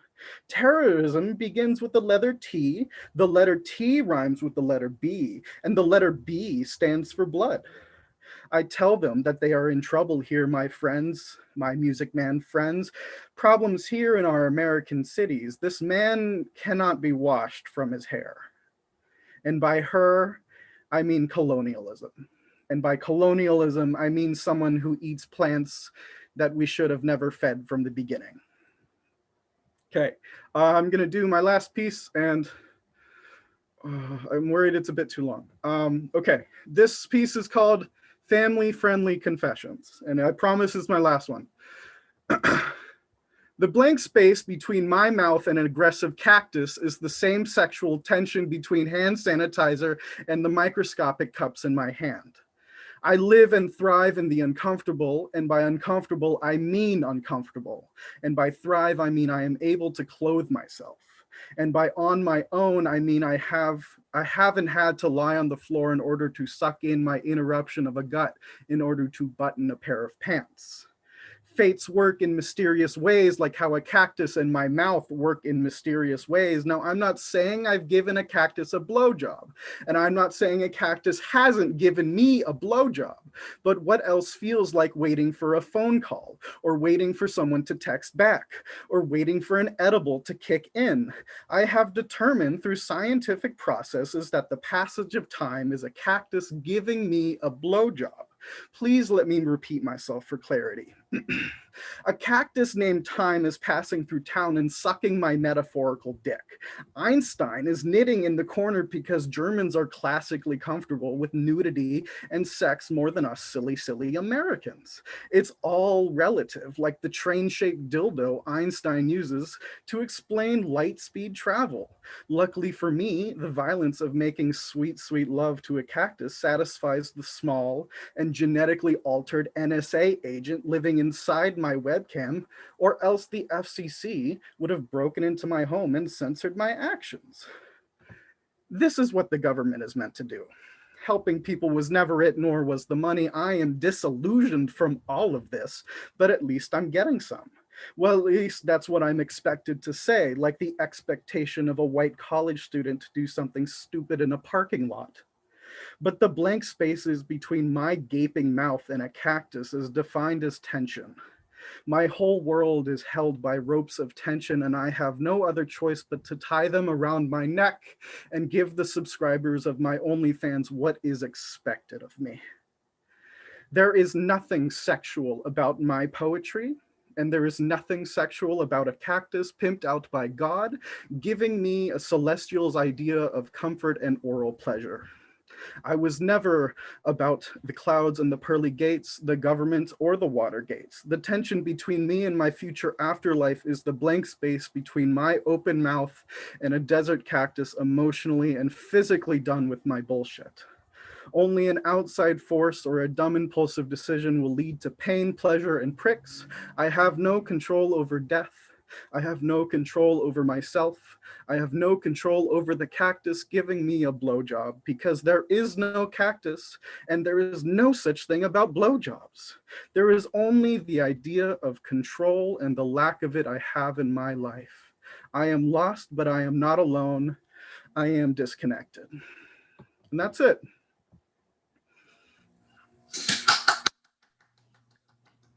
Go the bug off, man. Hell yeah. Oh, Sean. That's baby. You made me laugh so hard I cried. So just Many appreciations. All right, Sean, thank you. And you know, I still remember the first time I heard you speak up in Oakland, and it's always in my brain. Every time I see you, it's a treat. And you know, I just want to share the words that we were writing in our chat with everybody, so you can see how well Sean brought us together. And so instead of me saying my comments, I'm just going to read everybody's. I'm not going to call you out, but I'm going to call you out. And left breathless buffalo by this motherfucking poem. Oh, how I miss Sean's poetry voice. Yes. Clap, clap, clap, clap, clap, clap, clap, clap, clap. Jesus Christ, why are you my father? Go, Sean. This is a serious serving of Sean's poetry, and I'm here for it. Someone needs a tattoo of this on my back ASAP. Damn, Sean, just run over me, Zaddy. And I think that's where we're at. Okay. So thank you, Sean. Thank you. And our next speaker, let me see if Michael's, I'm going to say Michael's on his way until he gets here. This is my giving it to the universe, right? Isn't that a thing? Doesn't that work? And so our next speaker is Mimi, and it's actually really cool. Mimi and I, we met in grad school, but we went to undergrad together somehow. And one of my professors that I was really cool with said, you know, and she was like, hey, do you know this person? I was like, yeah. And I was kind of freaky, but it's really cool how, you know, we meet people for the first time, yet we've known them, you know, already for like 3 years, and we had no idea. And I think it's really cool. And I'm happy that you're here too, joining us.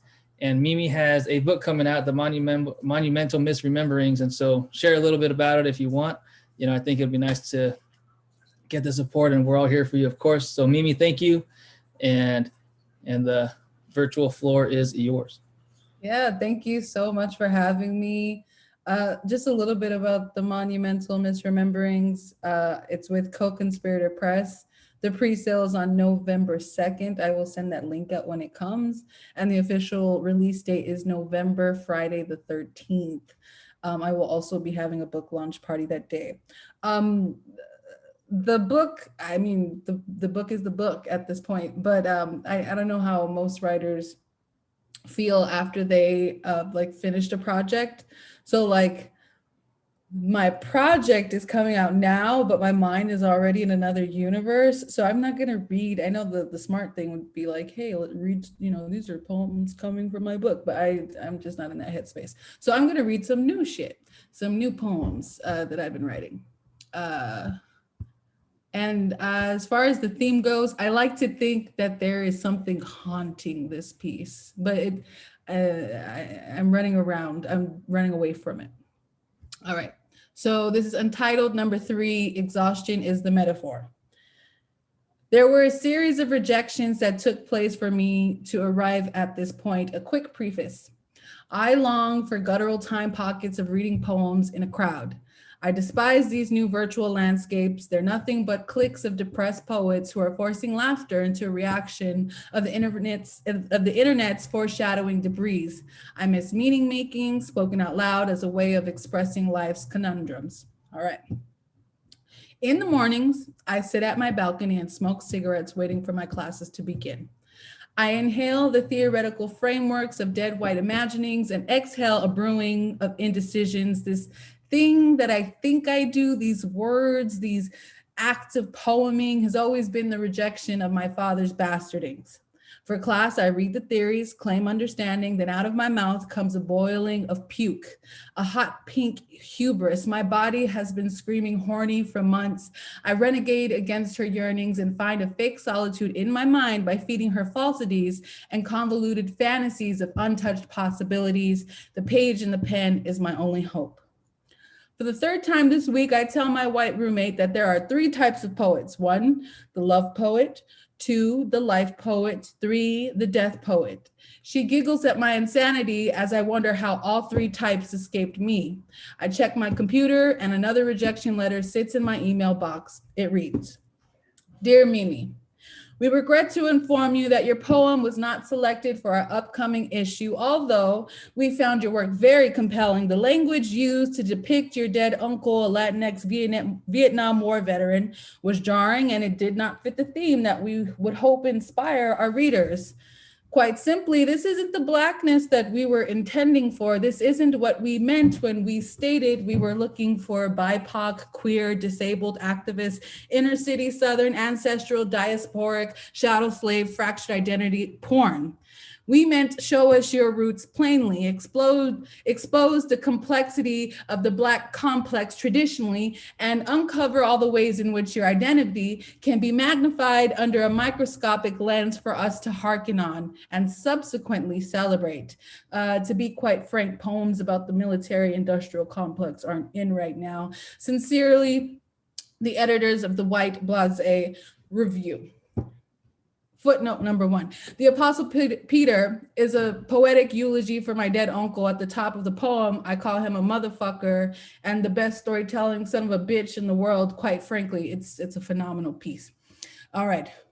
My Monday mornings are now reserved for whispering bullshits and faggotries under my breath too. My father, footnote number 2, my father always says, I'm beautiful until I open my mouth. I wish these writings were primed for proper positioning and polished pose. I dodge the page, glance at my vibrator, and instead of writing a poem, I buy a frame. I declare I will adorn it with a sacral fury, then hang it from a tree. At night, I dream I am the frame.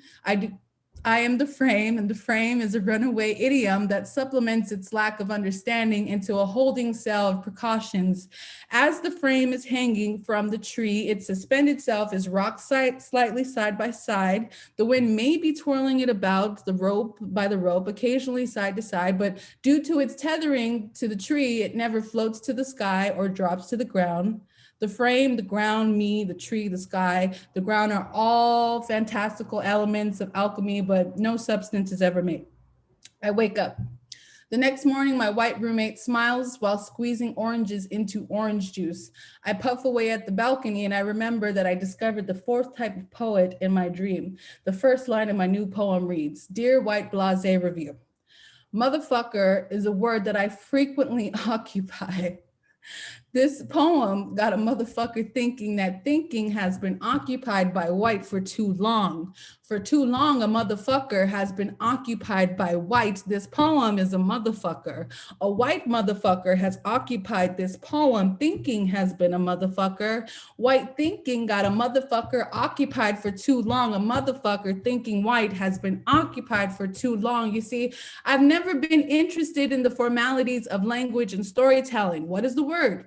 What can the word do? How can it stitch itself, stretch itself, hide itself, dream itself? Motherfucker is the word I whisper under my breath when the river of life has switched directions unbeknownst to me. Motherfucker is that son of a bitch who owes me $100 and dodged me when he saw me coming up the street. Motherfucker accompanied with a honk is what I scream when these Oakland drivers, as they frequently so do, come swerving into my lane. Motherfucker is also the enslaved son forced to breed with his mother in order to birth property and increase profits for the shadow slave master. But you didn't want me to write it like that, did you? You wanted me to poetically placate my traumas and histories on this page so you could check off a box to meet a quota of equitable representation, inclusion, diversity for your publication. You want me to write an incisive, captivating, stark description of that one time a LAPD cop pulled me over on Broadway, and because he didn't like my nonchalant approach to his presence, tried to violently yank me out of my car. What an interesting publishable motif to reinforce the importance of the Black Lives Matter movement, the movement you recently and so publicly donated a small portions of your earnings to. You want me to write about that white pair of faggots. Footnote number 3, my best friend William says that one day I'm gonna get into trouble using that word publicly. I can't help it, it just feels good when it comes out of my mouth. Who attacked me and a fellow Black artist during San Francisco Pride as an examination on how white gay culture fails in solidarity with its Black queer counterparts. You want me to detail my Mississippi ancestry, my indigenous South Dakota roots, sensationalize my heritage, fascinate my working class family and upbringing so your readers can celebrate the complexities of Black realities. One published Black poet soliloquizes his repudiation of this police state. Out of passion for his people, he tweets daily, we ought to imagine a new reality. The other one stopped sending in work, says her poems about sexual violence and survival against Black femmes within the academic institutions aren't being picked up by your publications. She believes that the lack of a student body in the universities due to COVID-19 has created a disinterest in uncovering these former current realities. The other one successfully publishes a sonnet composed of drowned Black babies. And I, instead of immersing myself in the dwellings of my body, that exhausting task, that masturbation of painful memory reality, make an incision on you. The fourth poet is a motherfucker. It's a justifiable hiding place. She is the remarkable yet very unpleasant thing that tisk tisk while you gander at her flesh. She is the remarkable yet very unpleasant thing who refuses to bleed on this page. All my life I breathe while pushing daisies. She is the remarkable yet very unpleasant thing, unframeable, bizarre, uncharacteristically abject. The word, the frame, the poet, the flesh, the thing refuses to bleed on this page, refuses to bleed on this page, refuses to bleed on this page. For at least 8 minutes and 46 seconds, you too should push daisies. Sincerely, fuck you, Mimi Tempest.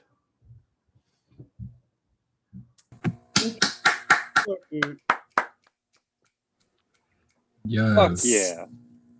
Love it. Thank you, Mimi.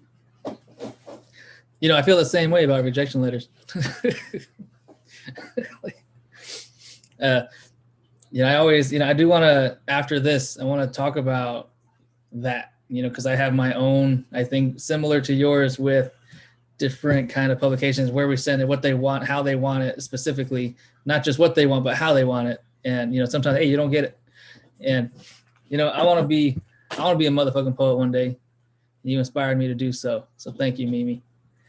And our final speaker here today, before I jump into my announcements and then we get into our Q&A and discussion, is someone who is very inspirational to me, very motivational. He has a voice that carries. It's very strong, informational, historical, and always brings a sense of warmth, compassion, and energy to his writing. And so Mike the poet Songson, happy that you're here. Thank you for joining us, and take it away. Hey, thank you very much for having me. I've really been enjoying listening to everybody. And like Patty, I had kids in the other room, so I've been kind of going back and forth trying to tend to 5 million things at the house. So pardon that. But yeah, everybody's really beautiful. I really am thankful to hear you all. So thank you so much. And you made me want to read something I haven't really read in a while. So The Painted Desert. America's parched landscape in the Southwest is a site of contradictions, a site of collisions, where water control is fought for tooth and nail, where water rights are legally contested, where water in an arid climate creates the Grand Canyon Zion, Bryce in the Painted Desert, where urban sprawl transforms the Mojave into the dense grid of the Sun Belt, where extractive industries suck the land dry, where mining companies extracted mineral deposits, where the frontier faded into red tile roofs, where ranchers once ran cattle, where ranchos once sold saddles, where Dust Bowl refugees created Cali trailer cities, where lawlessness in the Wild Wild West collided with vigilantes and bandits, where myth makers sold the fantasy heritage of conquistadors and Spanish magic, where the white man tried to tame the land, where Pueblo, indigenous, coexisted in perfect harmony with nature for centuries, where manifest destiny exploded in the 19th century, where the landscape is a laboratory, where Spanish castles honored conquest, where Coronado went looking for El Dorado, where exploitation was disguised as missionary work, where colonization Catholicized California, where genocide followed the King's Highway, where patron saints carved religious figures, where Mexican-American citizens were repatriated, where Japanese Americans were placed in concentration camps, where workers chased wages in fields and shipyards, where migrants came from Oklahoma, Sonora, and the Philippines, where boosters built Balboa Park and Alvarez Street, where the language of blood colors Santa Fe mud, where lost women of the High Plains met Dorothy Lang, where farm owners cut workers for cotton picking machines, where censorship discouraged reading in the 21st century, where cattle thieves, smugglers, and outlaws haunted the countryside, where San Diego city fathers named their Central Park for the hardy Spaniard, where generations of Mexican Americans created neighborhoods, where a century of dishonor and a decade of betrayal cast shadows, where desert vagabonds of intertribal status seek solace in surface tunnels, where ghosts of empire plundered scavenged copper mines, where refrigerated railroad cars delivered citrus products across the country, where border patrol officers monitor sand dunes in giant jeeps, where multinational companies extract local resources for profit, where tombstone prospectors form posses for cowboy justice, where Apache raiders remained autonomous until the Gilded Age, where Chinese laborers laid the tracks for the Transcontinental Railroad, where the expansionist spirit could never be quelled, where conquistadors came looking for gold, where mineral resources were pillaged, where bloody cycles of vengeance menaced the borderlands, where visions of failed dreams made instant cities in Silver Springs, where the rhetoric of custom governed local transaction and frontier relations. The Southwest parched landscape is a site of contradictions, a site of collisions.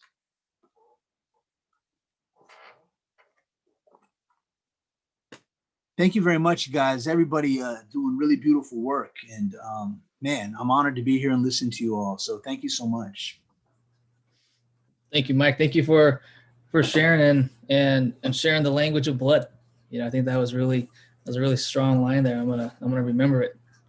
And you know, I think the language of our families, of our cultures, of our histories, and our land is very important, and that of our blood too. And it carries with us always, and through our traumas and through our fears and through our love and excitement and everything else. And so thank you very much, Mike. And so I'm going to share a few announcements here.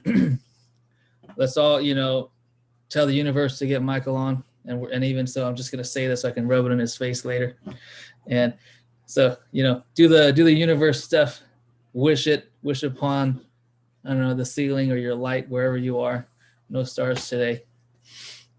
And so the big announcement, so we do have our pumpkin carving contest still and our face painting or costume contest, as long as it was at least in October 2020.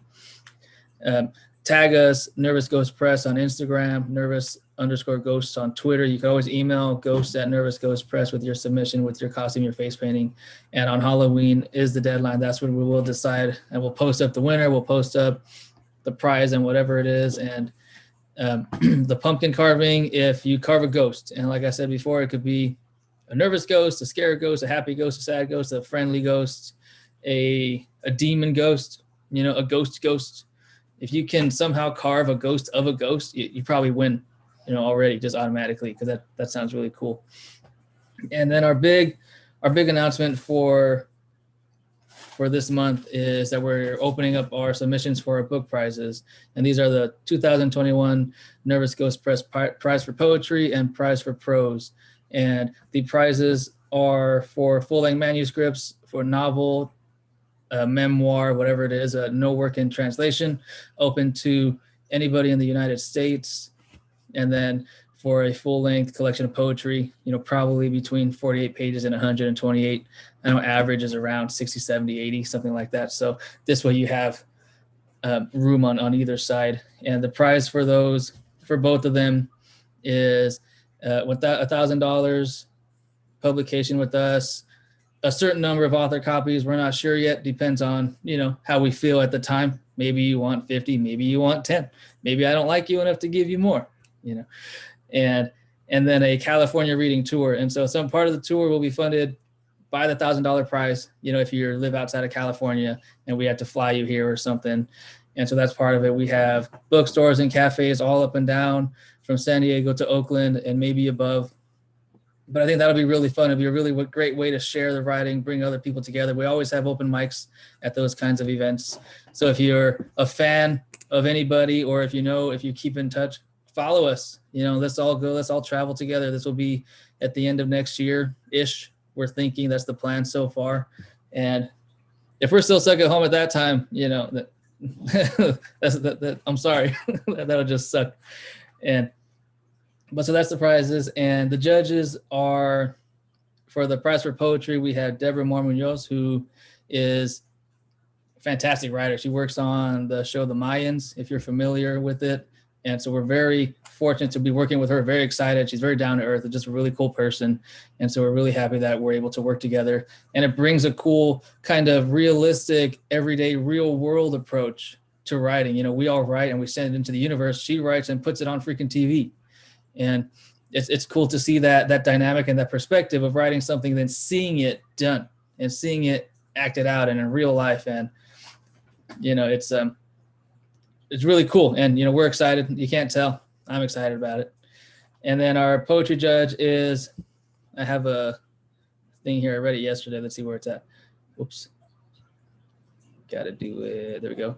Michael Graves kicked in the door in the music scene in 1995 as a lead singer and songwriter of one of the most legendary punk rock bands of all time, the Misfits, driven by the pursuit of equality and harmony in everything that he's involved in. Michael travels the world and looks into the eyes and hearts of tens of thousands of fans, influencing a growing audience worldwide. So we're excited to have both of them as our judges, both of them to, work together and to bring a perspective that is, really cool. It's really artistic, and their approach to writing, their approach to music, their approach to all of these things and rhythm and all of it is what we at Nervous Ghost Press, we like. We like different perspectives. We like things that, art is art, and it transcends all these things. It transcends our demons, and sometimes our demons become our art and our nightmares become our art. But once they become the art, they're no longer our nightmares. And there's something beautiful. There's something that we can hold and hug and look forward to. And so we're going to begin our open mic, our Q&A. And I have some questions to start us off. I think Joanna, I think you inspired this one. If not, then sorry. Yes, it was you. See, I got your name right here on my notes. And so this is for everybody, and maybe Mimi, you can jump in too, because you kind of spoke about you, and you finished the book and you finished the project and your mind's always already on the next one. And so this question is for everybody. It could be either with just a piece, a story, a poem, a novel, a huge project, a collection, whatever it is. But, how do you know when you're done? And not only how do you know when you're done, but how do you know when you're done and you're not going to go back and change it? Because, I've edited things from years ago and from things like that. And so how do you know you're done enough to where you feel comfortable maybe, or you just say, hey, you know what, screw it. This is what it's going to be. Can't change it. Not going to change it. And so anybody can answer. Everybody can answer. Just feel free. Just shout. There's no raising it. No hand raising. This isn't school. And so go ahead. I would argue that a writer is never done, right? Just in terms of this project, I think it depends. I mean, I edited my current book until last week, so I went through. I mean, it's different for every press. I think once you get it to the press and you start working with it, every person is going to be different, or every press is going to be different. You'll have people that are like, okay, copy edit it, it's good to go. because my book is both visual and it's visual poetics, it's blending of all kinds of genres. It was very important for me to get it right. I probably could look at it right now and edit 10 more things. I think the key for me, and this is just my first project, I still have so much learning to do as a writer, as a poet, as someone that designs and creates visual work. I think the key is, did I communicate to the reader what I was supposed to communicate in this piece? If you can comfortably, not just say yes, but comfortably say yes and know that, someone's going to take this home and purchase it, then I feel like that your job in a project is done. That's just my take. I don't know if anyone has any cooler answers. I have a cool answer. I don't think it's cooler, but the cool answer is not mine. It's Picasso's. He said, when I stop, that's when it's done. And this guy could never stop anything. So, he just would go along and then he'd stop and he'd go do another one. He did so much stuff. But I like what you're saying, that you kind of feeling that it's done. I think that's important.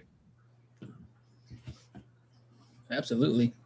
And the aspect of learning as we go along. And I'm always, when I work with my students, it's always, I'm like, just write your paper. Like, I don't care what you think about it, just write it. Because every line you write, you're thinking about something new, and you're thinking and you're writing and you're writing and you're thinking, and we're learning and we're relearning every single thing that we do. And so I think that's absolutely, true. And we're always learning and getting better. And Joanna, you unmuted yourself, so I'm calling you out now. Yeah, I did. The reason why I kind of said like I'm not going to be finished like ever is because it is me writing history from my family and from just Filipinos in general that you don't hear about. Like when I say Filipino writer, you may either think of no one or you might automatically think of Carlos Bulosan and just stop there. There's thousands of us. There's millions of us. And there's so many histories that people don't know. When it comes to Filipino American history, I think the one thing people always take away is like the Bataan Death March and call it a day. But that's why I said, like, I don't think I'm ever going to be done. Like, I'm going to be done when I'm dead, essentially. But it's going to be like an ever like ongoing process. And I'm comfortable with that. Like one of my favorite poets, Barbara Jane Reyes, like she's still writing about Filipino American stuff. Like to this day, she just released a book like a month ago. It's still in like the same canon that I'm working in. And yeah, I'm like, if she's comfortable with that, I'm also comfortable with that. And it's fine with me because I feel like if we're not doing it, no one else will. Or the people who will do it will be white people and then they'll just fuck it up. Or they'll just focus on their white traumas in the Philippines, right? Because you got South Pacific, that's a great musical. But what does that really say about like the actual South Pacific people that you're talking about? Nothing, right? Except that Bloody Mary will sell her daughter for like pesos. Like, no, we're more than that. Totally. Anybody else? Also, if anybody has any questions that you think of for each other, maybe someone has questions for Sean, perhaps, not to call you out, Sean, or to, nudge anybody to ask you any questions, but perhaps just saying perhaps, But I do want to ask a question for Mike, as far as history, because I read a lot of your work, and, you sent me that article, and there's so much history involved, especially around Los Angeles and things. It's really cool. I know that when I met Luis Rodriguez back at ELAC in like 2012, I think, and I was reading one of his Republic of East LA, the short stories in class, and I was like, hey, wait a minute. That's that street over there. And my dad has a friend like that. Hey, isn't that my uncle? How do you know him? And there's, bringing that history that when we can read about the stories that people told us when we were growing up, when other people kind of not validated, but, oh, hey, you did that too. And so how do you, and maybe other people who write about, ourselves and our families and our histories and our people and whatever else, how do you bring that history, that real life, moments and the biographical things, and how do you make it artistic? How do you make it something that necessarily isn't academic, but it is because you're still learning. It's educational, but it's art-educational, you know, and you can quote me on that. But yeah, so Mike, and then, you know, somebody else, if you can jump in too. You know, I mean, it's easy to accidentally make a piece a little too didactic. I've done a lot of, like, I just did this 10,000 word essay on Watts, and I was talking about the Watts Writers Workshop and the Horace Tapscott's Pan-African People's Orchestra.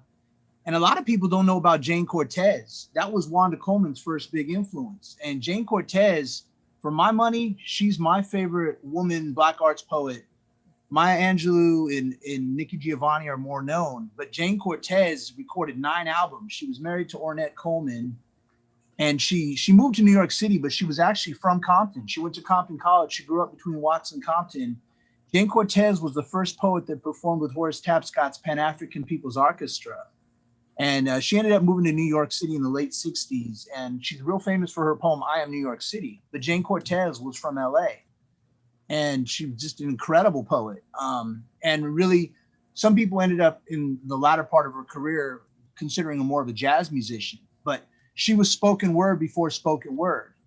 And this Tuesday at Compton College, Quincy Troop is appearing. Quincy Troop was the poet who's the biographer of Miles Davis. Quincy Troop was one of the original members of the Watts Writers Workshop with Kamal Daoud and also Father Amdi Hamilton of the Watts Prophets. Wanda Coleman was never considered one of the members of the Watts Writers Workshop. She said she always told me it was kind of more of a boys' club. But for me, you know, I grew up reading Wanda and Luis and reading these people, and eventually I ended up having a chance to meet them. But, you know, I really think studying is underestimated. You know, you got to study, you got to read these folks. And the more you read, the better. And, you know, there's always more to read. And every time I think I know something, I find 5 other poets that I didn't know who, you know, I have a buddy named Alan Aquino. Joanna was talking about Filipino poets. My buddy Alan Aquino is a professor at Cal State Northridge in Asian American Studies. And he did a history of Filipino poetry. He's friends with Barbara Jane Reyes too. And there's also Rachel Cruz out of UC Riverside, a good friend of ours. But like, it's always good to find these, to read these different people, and you know, you can always learn something. So I found that, you know, like Jane Cortez, I always loved her, but as I found a couple of her books. I found a book of hers called Coagulations, and I interviewed Wanda Coleman about 6 months before she passed, and Wanda always told me that Jane Cortez was her first big influence. And you know, when people think of LA poetry, they always think of Bukowski, and maybe Wanda's the second most famous poet that ever came out of LA. But for my money, I like Jane Cortez and I like Wanda Coleman. I mean, I read a lot of Bukowski when I was 19, don't get me wrong. And I mean, I still think Bukowski has some cool poems. But you know, there's just so much to learn. So I've been reading a lot more than I write lately. I mean, I'm still doing plenty of writing. You know, every day I write 5 haiku, and every day. But now I'm like writing stuff when I'm taking my kids somewhere or whatever, or I'm writing, you know, I'm taking my wife somewhere and I'm writing a poem in the car while she's in the store or something. But right now, you know, the pandemic has been good for reading. I've just been reading my ass off, and that's a lot of fun. And also hearing you guys, everybody here, you really inspired me and gave me some energy. So thank you. I want to thank you all for your great voices, and keep your foot on the gas. Thank you very much. Yeah, absolutely. You know, aside from the studying and the reading, it's listening to each other and asking each other questions, and where you get your inspiration, and you know, where Sean gets his inspiration. I'm sure we all want to know that.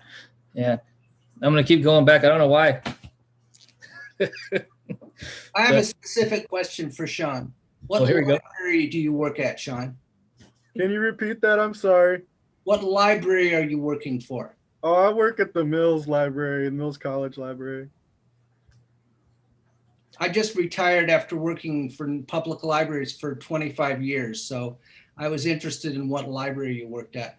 I'm working on a bigger project that I found, against my better judgment, came a lot out of working in libraries. Libraries are pretty fascinating. Mm-hmm. And there's lots of shit going on inside libraries, some of which I still don't want to know about. But oh yeah, libraries are amazing places and strange places. I think that's where Narnia was first written about and discovered. I'm not sure. Don't quote me on that one, but just I think I read it on the internet somewhere. It could have been a biographical piece. It could have been made up. I do have a question for everybody, and maybe Matthew in particular. If we do have these readings all the time, and when we're in person, sometimes it's kind of scary to stand up and share in a bunch of strangers. And so when we have our virtual readings, the only faces you're looking at are us, and it's whoever's invited or whoever's here. And maybe if you have people in your room with you or wherever you are, but it's not like you have to, I got to walk up there. Everybody's looking at how you walk. They're looking at your shoes. They're looking at your shorts. Did you tie your shoes? Do you even know how to tie your shoes? And, so here we've been here the whole time. And then all of a sudden it's your turn. And you're like, oh, okay, click. And then you begin. And so if you're used to it, what's the difference, good or bad? And then if you're not used to sharing at all, and if you decide, hey, I want to start sharing, because maybe you feel a little more comfortable in your home. And I know that in some classes, we'll have 3 people with their camera on, including myself, and then every other student, it's just the name, because for whatever reason, it causes a little bit more anxiety, being on the computer. And all we see is this, I don't even have to put on pants. I'm just wearing shorts all the time. And, maybe socks, maybe one sock, I don't know. But it adds this whole different atmosphere. And so I kind of want to hear, Matthew, you haven't spoken. I want to include you here, and then anybody else, if you have tips or just your experience with the whole virtual readings and the virtual environment. Well, I think just for me personally, it's just kind of like I've always preferred that in-person thing, because you can see them. I can still see you guys. I can still hear you guys. But there's just something about it that feels different in person, that feels a little more comfortable. Meanwhile, over the internet, I don't know. It's not the same. Similar, but it's not the same. Yeah. I agree with that too. I think that like when you're in front of someone, there's like a different energy that you can kind of feed off of and just kind of like be within. But like when you're doing something in a more virtual setting, like you can still kind of like access that kind of space, but it's still like there's more barriers to it, because like though we're virtual and we're like, able to sense that, I think that like we're still like physically like, in our own rooms, just kind of. And so it's definitely creates a different kind of atmosphere. But I do kind of like the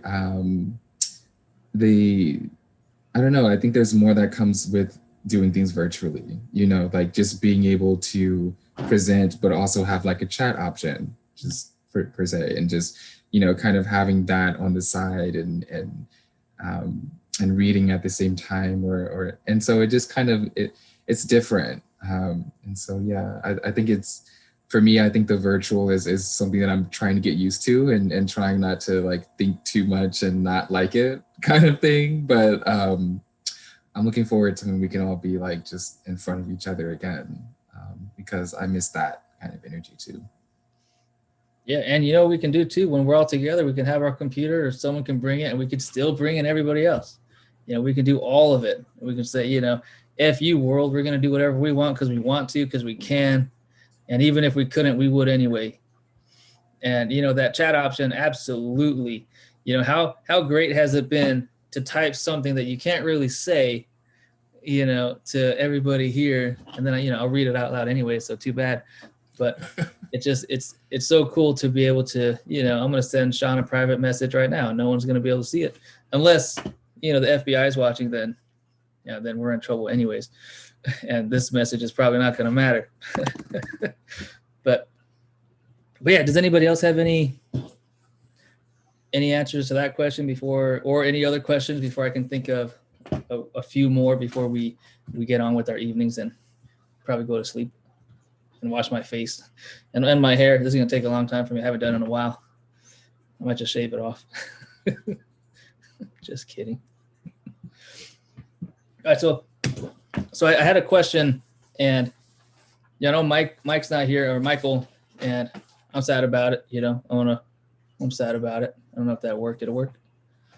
And so we're sending Michael our good vibes, our well wish. Same with Ghost Chad and everybody else. But we are going to have, more events. Of course, I like them, and as long as I can get everybody or whoever, whether it's just one of you and me and the internet, I'm cool with that. If there's more, if you have friends and friends of friends and friends, I'm open to that as well. And so a question I have, I guess, is for everybody. And, when you're thinking about topics, because, I know that these days a lot of, I think maybe Mimi and a few of us, we've, alluded to it here and there about things we say or what we say or topics we speak about. And do you ever feel, and then if you do feel like, oh man, maybe I shouldn't say it, then do you think, I'm going to say it anyway, like, fuck it, I'm going to do it. Why? Because it's my poem, it's my art, it's my writing, and you can't take that away from me. You can't stop it. You can't tell me what to do. I'm going to do it. And how do you kind of navigate your audience? And not necessarily your targeted audience, but those who you didn't even think about. Those who, maybe someone's cousin from somewhere, picks up their paper and reads it and then goes, who the hell is Sean talking about cacti and sexual things? Like, what the hell is this stuff? Maybe it's some botanist somewhere saying, you don't talk about plants like that. And, so how do you deal with the, is that something you think about while you're writing? Is that something you think about, not just the audience, but the unintended and the unexpected ones? I feel like it depends. Like, if you're writing into a project, then there should be some cognizance about who is going to receive that. I'm in the process of finding my footing post project. Mm-hmm. So these questions are starting to bubble up in my head, about what it is that I think I'm trying to say. I like to think that I don't like writing into the expectation. I feel just because I am a Black, queer, femme poet, that doesn't mean I cannot inhabit voices outside of my own experience. And I'm finding that a lot of people have that expectation that I'm because I'm Black, I'm gonna write about the Orishas, or because I'm queer, I'm gonna write about a lover, or because I'm fat, I'm gonna talk about food. I don't give a fuck. Like, whatever it is that I'm trying to answer that day, that's usually what's gonna come onto the page. Or whoever's story I'm obsessed with, is that it's more of like, am I gonna look at this from my perspective, or am I gonna inhabit that person and then write into the world that way? So for me, a lot of it is about answering questions, and then that I come up with, and deciding how I'm going to write that and who I'm going to inhabit in order for that story to be told. So, like I said, I've been writing for a long time, but I've been poeming. I've been getting a little bit more precise with my own process, and I find that the more people try to frame me in, the more I find myself trying to fight against that. Totally. Yeah, I think I especially agree with that last part, where when people try to box you in, you end up finding yourself even more. Because, like, personally with my writing,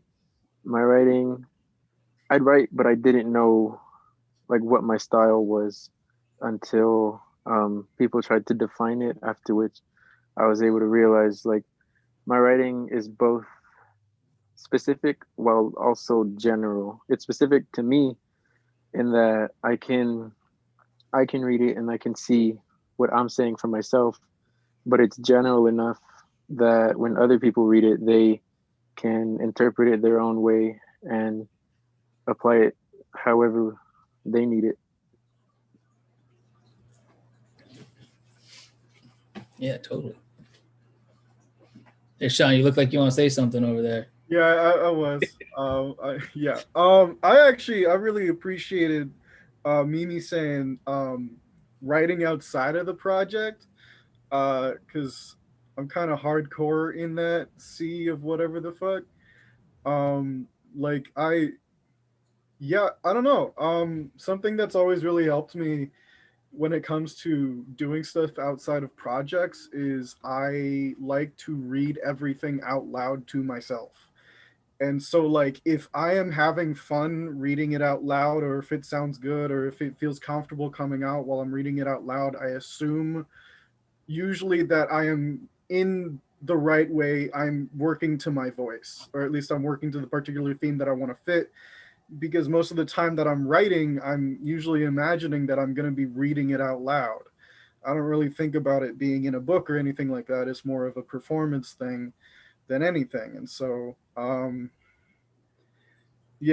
think I take it more literally when it's writing in my own voice, where it's like, I would love where I am writing for my voice.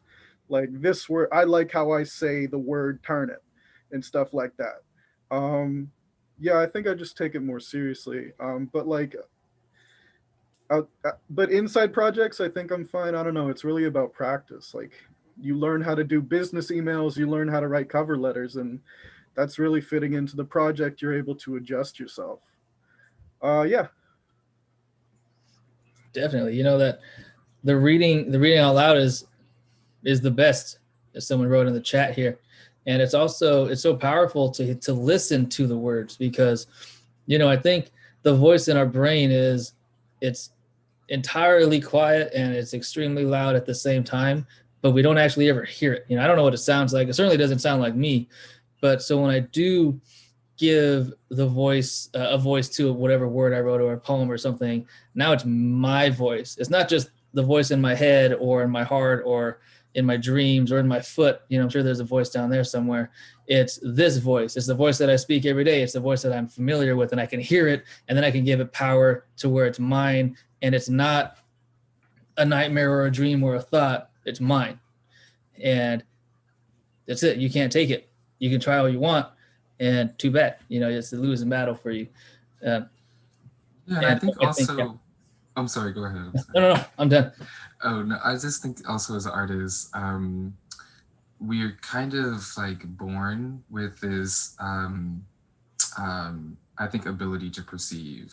And so I'm just kind of going back to what Mimi was saying as well, because, I inhabit a body that is Black, queer, list of other adjectives here, list of social intersections here. Though that is the case, and though that is where my writing comes from a lot of the time, because I often feel myself as a writer of wrongs, and I want to do that through my art, I still have like a list of other voices, a list of other characters that kind of like come into the story and come into my head, and they inhabit the space themselves. And I think as creatives, that's a very, that's an experience that a lot of us have had, where, we're writing a poem, or we're writing a story, or we're writing, a creative piece, and all of a sudden a character just drops onto the page, and you can hear this character in your head, and you have a relationship with of who they are, and what purpose they're going to fulfill in your story, and that voice just comes so clear. And I think it looks different for, if you're a painter, you might see, you might have a cast of different colors in your head and different, and so I think it comes differently, but I do think like, we all kind of have that, that cast inside of us, and it's just called upon to write, which I guess is also kind of fitting for this Halloween kind of scary thing. It's kind of weird to sometimes, or not, maybe weird isn't the word, but it's different sometimes to think about like voices in your head, and because it's always been talked about as such a awful thing. but sometimes those voices be saving your life. Yeah, I completely agree. And then, the scary part is when the voices in your head get out of your head. And like, hey, wait a minute, you're not supposed to be out here, But no, yeah. Thank you, everyone. And if anybody has anything else to share, thank you, Dwayne, for that. And if not, then I'll go through my closing statements. Oh, yes. Yes. I did have a question, and I thought of this question when I was hearing Dwayne read. Just because of how I personally like taking in horror as a media. Anyway, I wanted to know if anyone had any horror movie suggestions. Because I don't know, something about Dwayne speak. I'm really hoping if no one answers but Dwayne answers, I would love that. I would still like to know if anyone else had any horror movie suggestions. Please and thank you. Have you ever seen Suspiria? Yeah. Okay. Annihilation was a very scary movie. And that one, I think, where did I watch that? It was maybe on demand or something. I can't remember. But it was very strange. It's like a scary story on an off-world planet. And it's about kind of the thing that they find there. So I thought that was strange. But for the piece that I wrote, I was really thinking about how horror and the experience of Blackness in America is something that is so intertwined a lot, just living under the confines and the surveillance of racism. And I wanted to kind of blend that a little bit more into the fantasy. And it's a little bit inspired off of Lovecraft Country, which I also suggest as something a little scary too. Not everything is scary in that show, but it definitely has its moments. Thank you, Dwayne. Yes. I have a scary movie, and maybe you've heard of it, maybe you haven't. It's about an old man.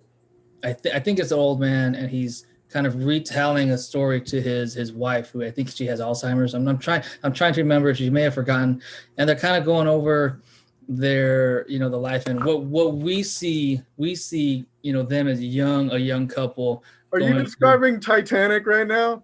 No. I'm describing a super horror. It's very scary. Yeah, and you'll see. And we kind of go through and I think he built her a house, and it could be a haunted house, maybe haunted by their memories. And it ends in, it's just, I don't want to give any spoilers, but it's so scary. And so that's mine. If you know what it is, then that's cool. If you don't know, then it's solid. Anybody else?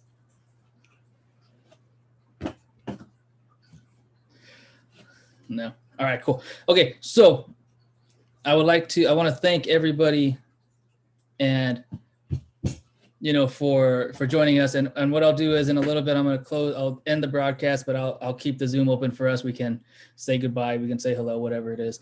But everybody watching, thank you for joining us. Thank you for joining our HALLOW-SCREEN 2-day event. It was awesome. I had a lot of fun. Michael had a lot of fun. He's a ghost today with Ghost Chad, but we still love him. We still care about him. And we're hoping they're all right. They're staying healthy just as everybody else. And keep in touch on all of our social media pages, our accounts, emails, and everything else. Stay tuned for more information about our book prizes, our costume contest, face painting contest, and pumpkin carving contest. We're excited. I'm going to make my ghost. It might look like a ghost. It might just look like the old school teardrop and the flame dude. I forgot, something Industries. Remember when we were little kids? But we're excited. Tag us, email us, and everything else. So thank you again to everybody who spoke. Thank you, Patty. She had to run, and I'll see